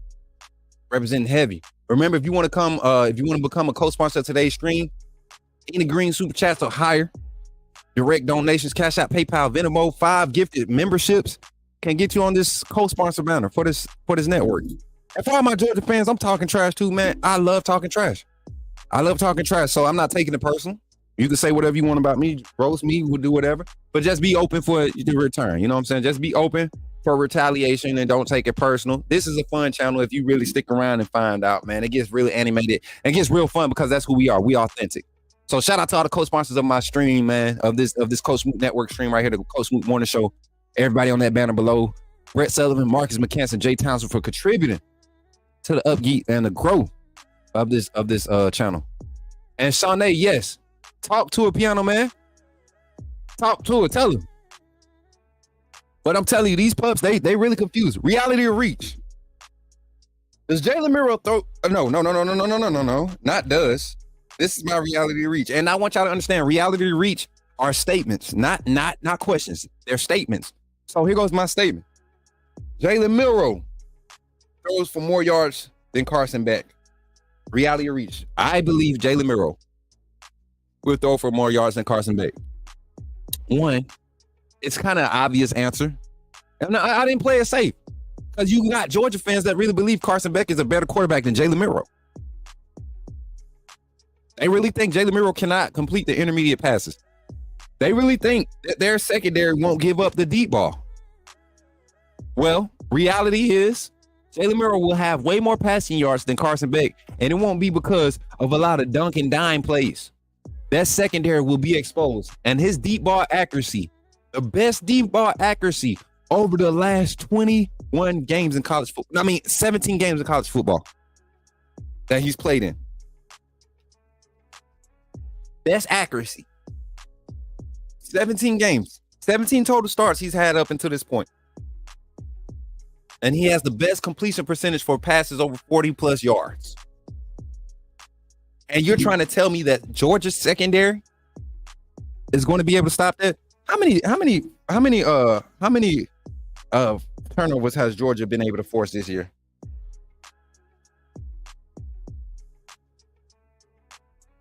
I'm gonna pull it up right now. I'm about to do some research. I want to see these defensive stats.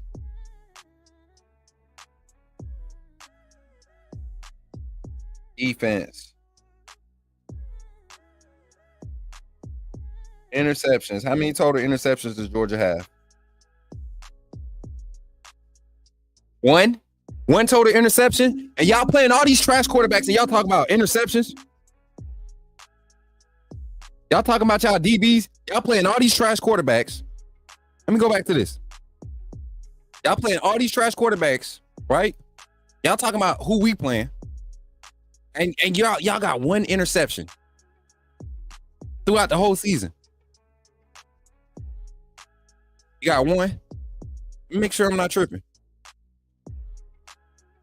One interception.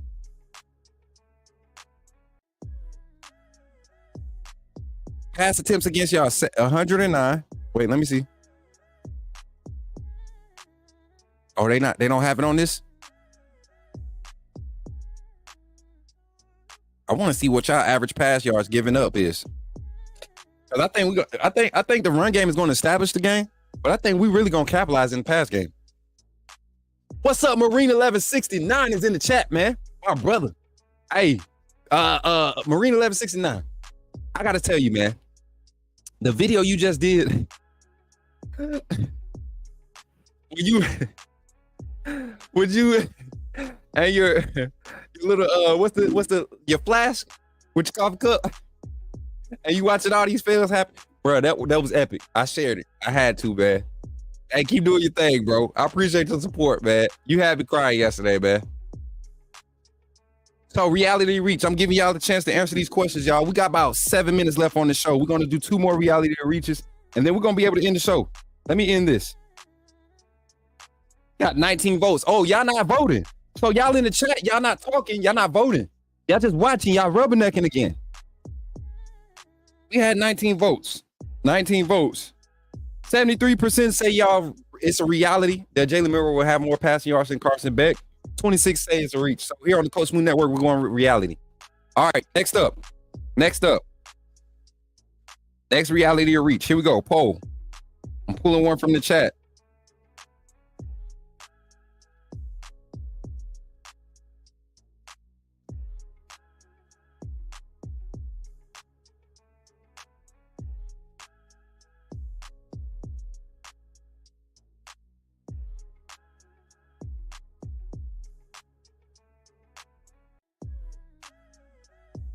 I think I adjusted the number, but I'm typing it in there right now.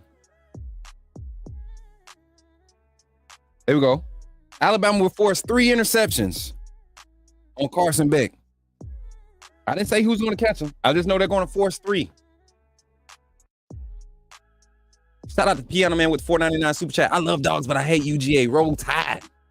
Piano Man joining the co-sponsors of today's stream, man. Co-sponsors. Piano Man, appreciate that $4.99 super chat, my boy. Roll Tide, man. We out here, baby. Piano Man, adding you to the banner. Piano Man. My brother, one of our personalities here on the Coach Smook Network. Call-in personalities. Y'all will see him possibly this week as the defensive coordinator for the live game simulation. Yeah. And shout out to JB718. I didn't even see that one. With his second super chat of the stream, y'all. JB718 coming in and said, Coach, let them flip floopers. No, leave me alone. Haven't seen one of them yet. Haven't seen one of these yet from them. Mama Hines, your son being good today. See, I've been doing good, mama. I've been doing good. JB, appreciate you for the super chat again, bro. Appreciate you for the super chat. Add you to the banner as we speak, man. As we speak, add you to the banner. My boy said we've been doing good. Me and brother been acting good, mama. I ain't gonna lie. I've been acting up, man. JB tried to lie for me. I'm sorry, JB. I can't. I've been acting up. And I told my mama if I had 1 week to act up, this would be the week. So I've already got my pass. I got my hall pass. I'm gonna act up a little bit this week, bro. And finally, it's official. Come on. Shanae Hudson that became official on the YouTube channel member. The Jamaican queen herself. I wish my dad was on so he could do his Jamaican accent. I ain't gonna do it right now because I'm in my mode. I'm in my mode. You know what I'm saying? I ain't gonna do it, Shawnee. I ain't gonna do it. I ain't gonna mess up the motherland. I ain't gonna mess it up. I ain't gonna put my Bama twang on it. You know what I'm saying? I'm gonna leave it alone today. I'm gonna leave it alone. But welcome to the AAA family. Again, you already know you was a part of it. Just made it official today. Thank you, Shawnee. 100%. Y'all welcome, Shawnee. Yeah. She just forgot to renew. I forgot you was a member already. I just thought you was gone when you was gone for so long. You know, business, life happens. When you was gone, I couldn't remember had you joined yet. But we know you have been around. We have been asking around you. And Gary coming in with the $5 super chat. He said, "Beat Georgia if you ain't wearing Christian."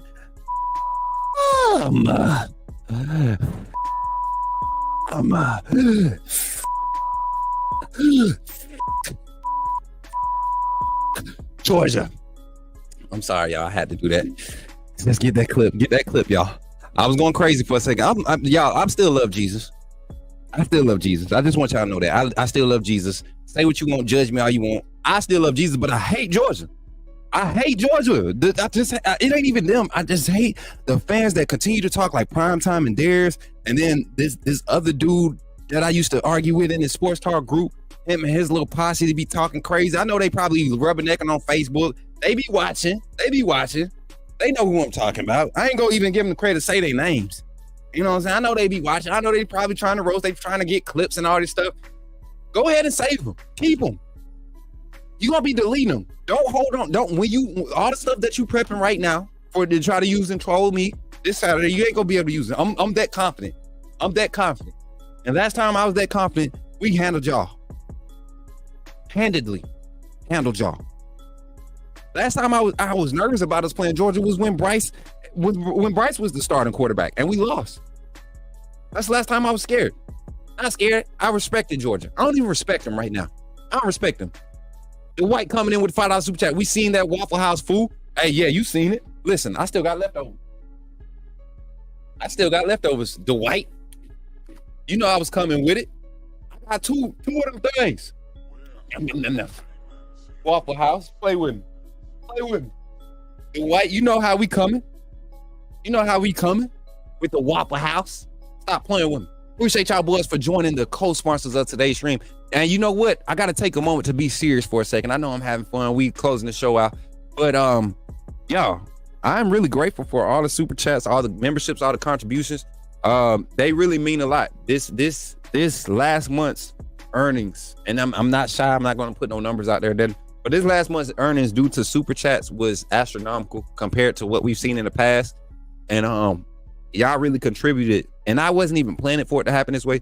But some things that need to happen for this tailgate event, you all contributed to it being smooth. Right, like for real. Everything that you donate, it goes towards the network. My life is this network right now. So when y'all contribute, that's what y'all contribute to it, this network.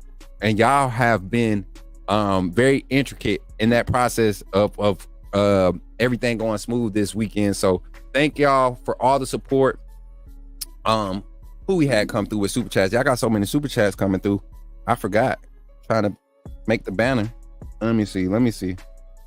Get my super chats. We got Marcus on there. Antonio. Did I get Antonio on there? Let me get Antonio on there. My fault, Antonio. Didn't mean no harm by it, my brother. Charge it to my head, not my heart. The white.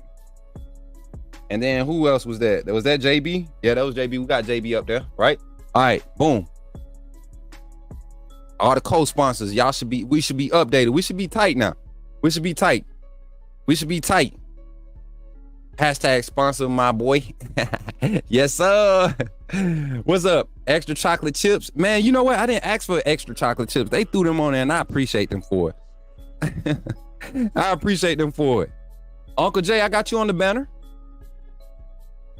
Oh, I got your full name on there. My fault, Uncle Jay. Let me fix it. Uncle Jay on the banner. There we go. I fixed it. I'm wrong. You right, Unc. You wrong. Hey, but listen, y'all, Reality Reach. Let's go ahead and finish this out, and then we're going to close this show out. I enjoyed my time with y'all today. I'm telling you, tonight going to be even more fun. We're going to have a live tonight. Yep, we sure is. We're going to do it. In the poll, we got how many votes? 27? Yeah, we can end it. As long as we got 25 votes, I'm cool with it. Reality. Alabama will force 3 interceptions on Carson Beck.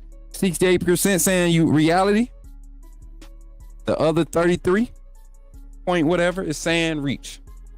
My reach people, why y'all don't think Alabama is not going to force? I mean, Tennessee Chattanooga almost forced an interception against Carson Beck. Kentucky did. And one thing that's going to be key in that is the fact that Kane Womack does this just like Kentucky does. He show you one set, one look, pre-snap, and then we mix it, we combo it post-snap. Even in the vision coverage mindset or the vision coverage concept, we'll show a shell one high, and you will see the rover of the Husky roll to flow of pass scale. If it's a pass play, you'll see that safety. If his opponent, if the offensive player in front of him crosses his face and starts crossing his face, you're going to see roll coverage where the inside that slot safety is going to start playing over top. And then your top safety, he'll start to kind of hold and hover and play robber to play underneath that climbing route while you're playing over, right? He'll play under as it progresses, but he'll also be able to play backside contain or backside help as anything crosses from the back end. corner has one-on-one match across the seam, right? Across the hash. On most of these coverages, these match threes, your corner's never going to cross the hash unless you get a true flood look. Linebacker is always going to have, or free safety is always going to have some type of running back or QB contain, perimeter contain. Your inside linebackers have that sort of responsibility also. So the basis of this simplifies it for players to fly around. And so given the pre-snap look, having Carson Beck sit on, hey, 1 high, and then at the snap, showing 2 high, sending 5, showing 3, but sending 5, that's going to be hard to deal with. And I think we're going to be able to attack that and force some turnovers. So I'm with you all on the reality. I think we do get to that third interception. We get 3 picks in this game against UGA, which makes the game look a lot worse than what it should. Marine 1169 with the like on Facebook. Listen, we got 46 live on YouTube. I don't know why everybody left. Maybe I made a few folks mad, but they stuck around long enough to get our likes up and to get our shares up. Listen, y'all, that's it for Reality to Reach here on the Coach Smook Morning Show, y'all. We love to encourage you all as the fan base, as the community, to be involved, man. If you want to be involved, you want to check into the network, you want to help produce what you see on screen by helping the banners come across screen, updating that stuff. You want to learn how to be a junior producer for the network, reach out, coachsmooknetwork@gmail.com. Hit me up. Let me know, hey, Coach Smook, I'm interested. I'm going to have to, it's a few requirements. We have our Discord. Join the Discord and chat with everybody. Find out how you can help. That's how you help. We got a moderator's progression chart that we're kind of evaluating people by as the network continues to grow, providing more community interaction. That's what we want to do. We want to continue to provide community interaction. I want people to feel like when they come and be a part of the Coach Smook Network, the AAA family, they're not in here competing for attention. They're a part of something that's bigger than themselves, right? They're part of something that's bigger than them, and it's attainable. We've already set the foundation. We've done it. We've got rid of some bad eggs. Great. We got rid of some bad apples. Great. Well, we're not going to shut everybody out because of those bad apples. Everybody's welcome here until you prove self otherwise.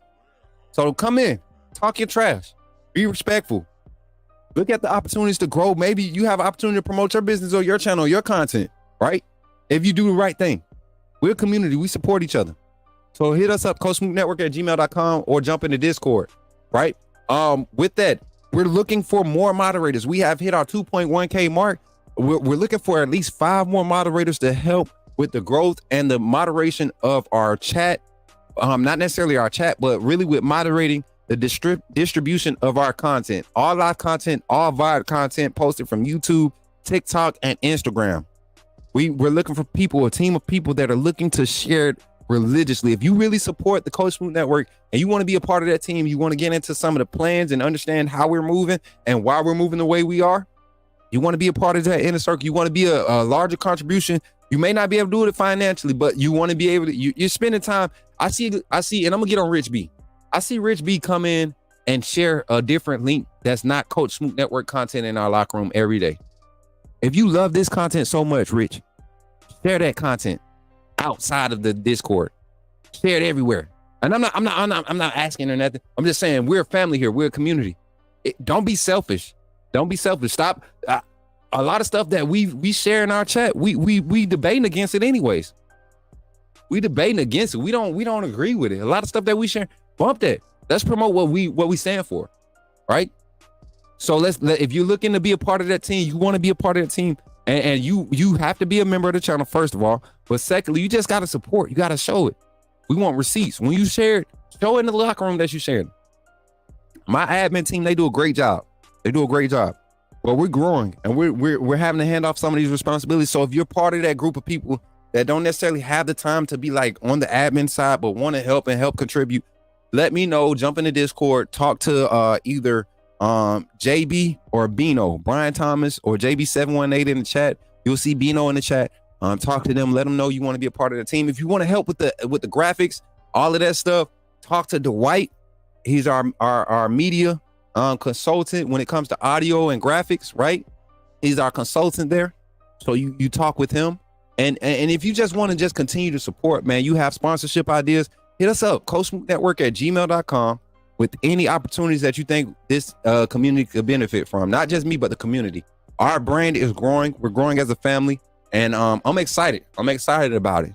So with that being said, I thank y'all for being who y'all are, for showing up and showing out like you do, supporting the network, making it bigger than us, bigger than me. Tomorrow we will be live. When we go live tomorrow, we will be on site with Coach Smook. On site where? Just stay tuned. Just stay tuned. Shout out to our sponsors today, Diamond Sports Group. Shout out to the Russell County Athletics Department. Shout out to Man Standard Executive Security. Shout out to my admin team, the AAA family, the insiders, right? Shout out to my insider crew on the recruiting side. Shout out to my boy Brody Smooth, getting back active in the game, right? Shout out to all the content creators who really rocking with your boy. Kangaroo Black, my guy, Ty Hayes. Appreciate you. Shout out to you, man. Shout out to Fanatic Sports. Shout out to Boomer Sooner Podcast. Or I forget the name of them. But Cooper, Boomer Sooner, Coop, and them. Oh, and before we get out, we got about 3 more minutes. Let me use 2 of them. Jason Watkins, come to the front of the stage. Jason. Jason Watkins. Jason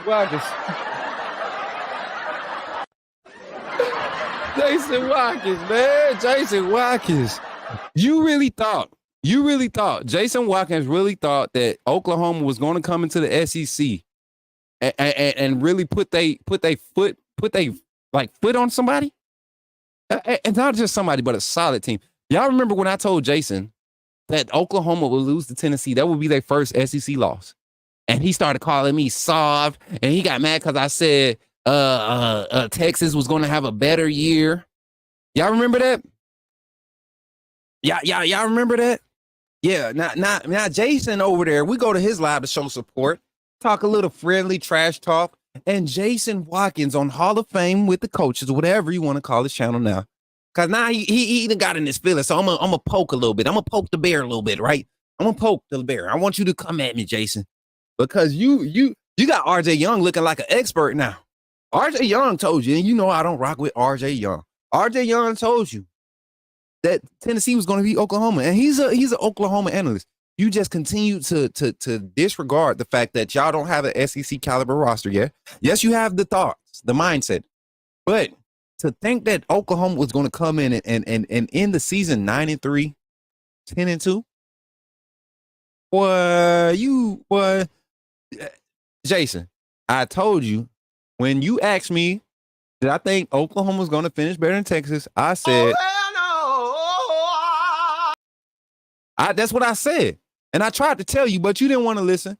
So for your first SEC game of the season and for Tennessee, handing y'all the L, and y'all know I don't ever cheer for Tennessee, but I picked them to beat Oklahoma. We just want to give Tennessee a hand clap, right? And we also want to give it up for myself and the AAA family for telling Jason Watkins that Tennessee wasn't ready. And I'm going to leave it at that. We'll wait for a response. He will be responding sometime soon, hopefully, if he ain't going to keep hiding. I done tagged him in 30 different posts on Twitter. He refused to reply. You know what I'm saying? But jump in that Discord, y'all. What's up, Ant? How you feeling? Feeding us this good content. Hey, Anthony, Hoover, Parker, can you get me the hookup? Can we come and see Callin go to work this Friday? The whole community might be able to do it. We will change our Friday night plans to come and watch Callin at that game. Let me know. Inbox me if you can get me in contact with the people I need to get in contact with. Oh, I already know MJ. All that trash he talked. Boy, when Jason come back, if he show back up, and I know he probably rubbernecking, y'all can let him know. Clip it, let him know, tag him on Twitter. Jason, I told you. Jason, I told you. Jason, I told you. Jason, I told you. All right, y'all. That's it for today's show. Thank y'all for pulling up. Listen, if you have not subscribed to the channel, if you loving the content, make sure you're following and make sure you're subscribed. If you really want to be a part of this junk, go be a member. Become a member of this family. Become a member of this channel, and really support, man. $2.99 to get you in the door. there's some more perks that's available as you continue to go up. The VIP, the shirts will be sent out the first week of October. Man, I can't wait. I'm excited, y'all. Love y'all. Thank y'all for turning up with your boy. Turning up with your boy this morning. I can't wait. I can't wait to see y'all this weekend for the ones that's pulling up. But even for the stream tonight, can't wait to see y'all tonight. Tune in heavy. Tune in heavy. Like, share, and subscribe. We're going to have the link available around noonish, probably like 1:30. Gonna have the link available. Make sure y'all sharing the link so everybody can pull up and show they love. This is it. Thank y'all for tuning in. Roll Tide. And don't forget, when you're checking in with me, you're trying to talk to me, all you got to say is, put me in the game, coach. Welcome, welcome, welcome. First of all, I just want to say thank you for joining the AAA family. By doing so, you have committed to supporting this channel monetarily, and for that, I could not thank you enough. I'm glad that you saw fit to contribute to the growth of this network, and because of that, you have access to all the behind the scenes content that we're going to be placing on this channel, backstage access to all the vlogs, VODs. We got all types of content. You will have access, early access to it. Also, any event that you see come out with outside with Coach Smook or anything sponsored or partnered with Coach Smook, it will be preferred, and we will all make sure that we're all taken care of.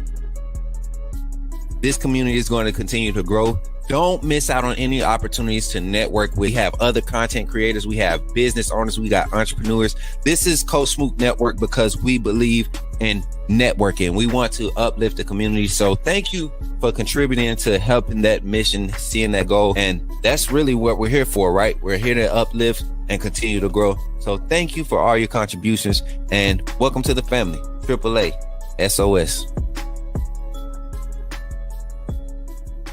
Did somebody say, put me in the game? The time has finally come. Here at the Coach Smook Network, we are officially launching our first merchandise line. We will have a lineup of t-shirts, long sleeve shirts, sweatshirts, and hoodies available, with more items to come in the future. The way you can find these items is by simply going to the YouTube page, clicking on the links, and you will see the Coach Smook Network merchandise link below.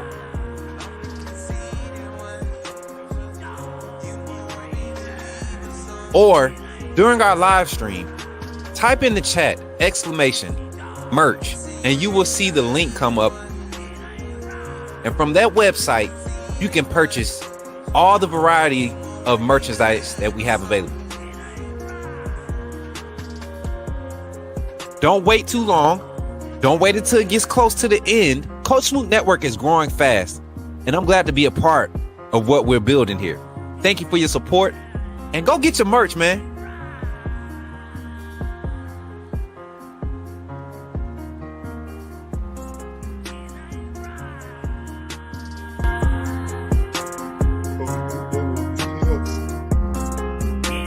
It's here.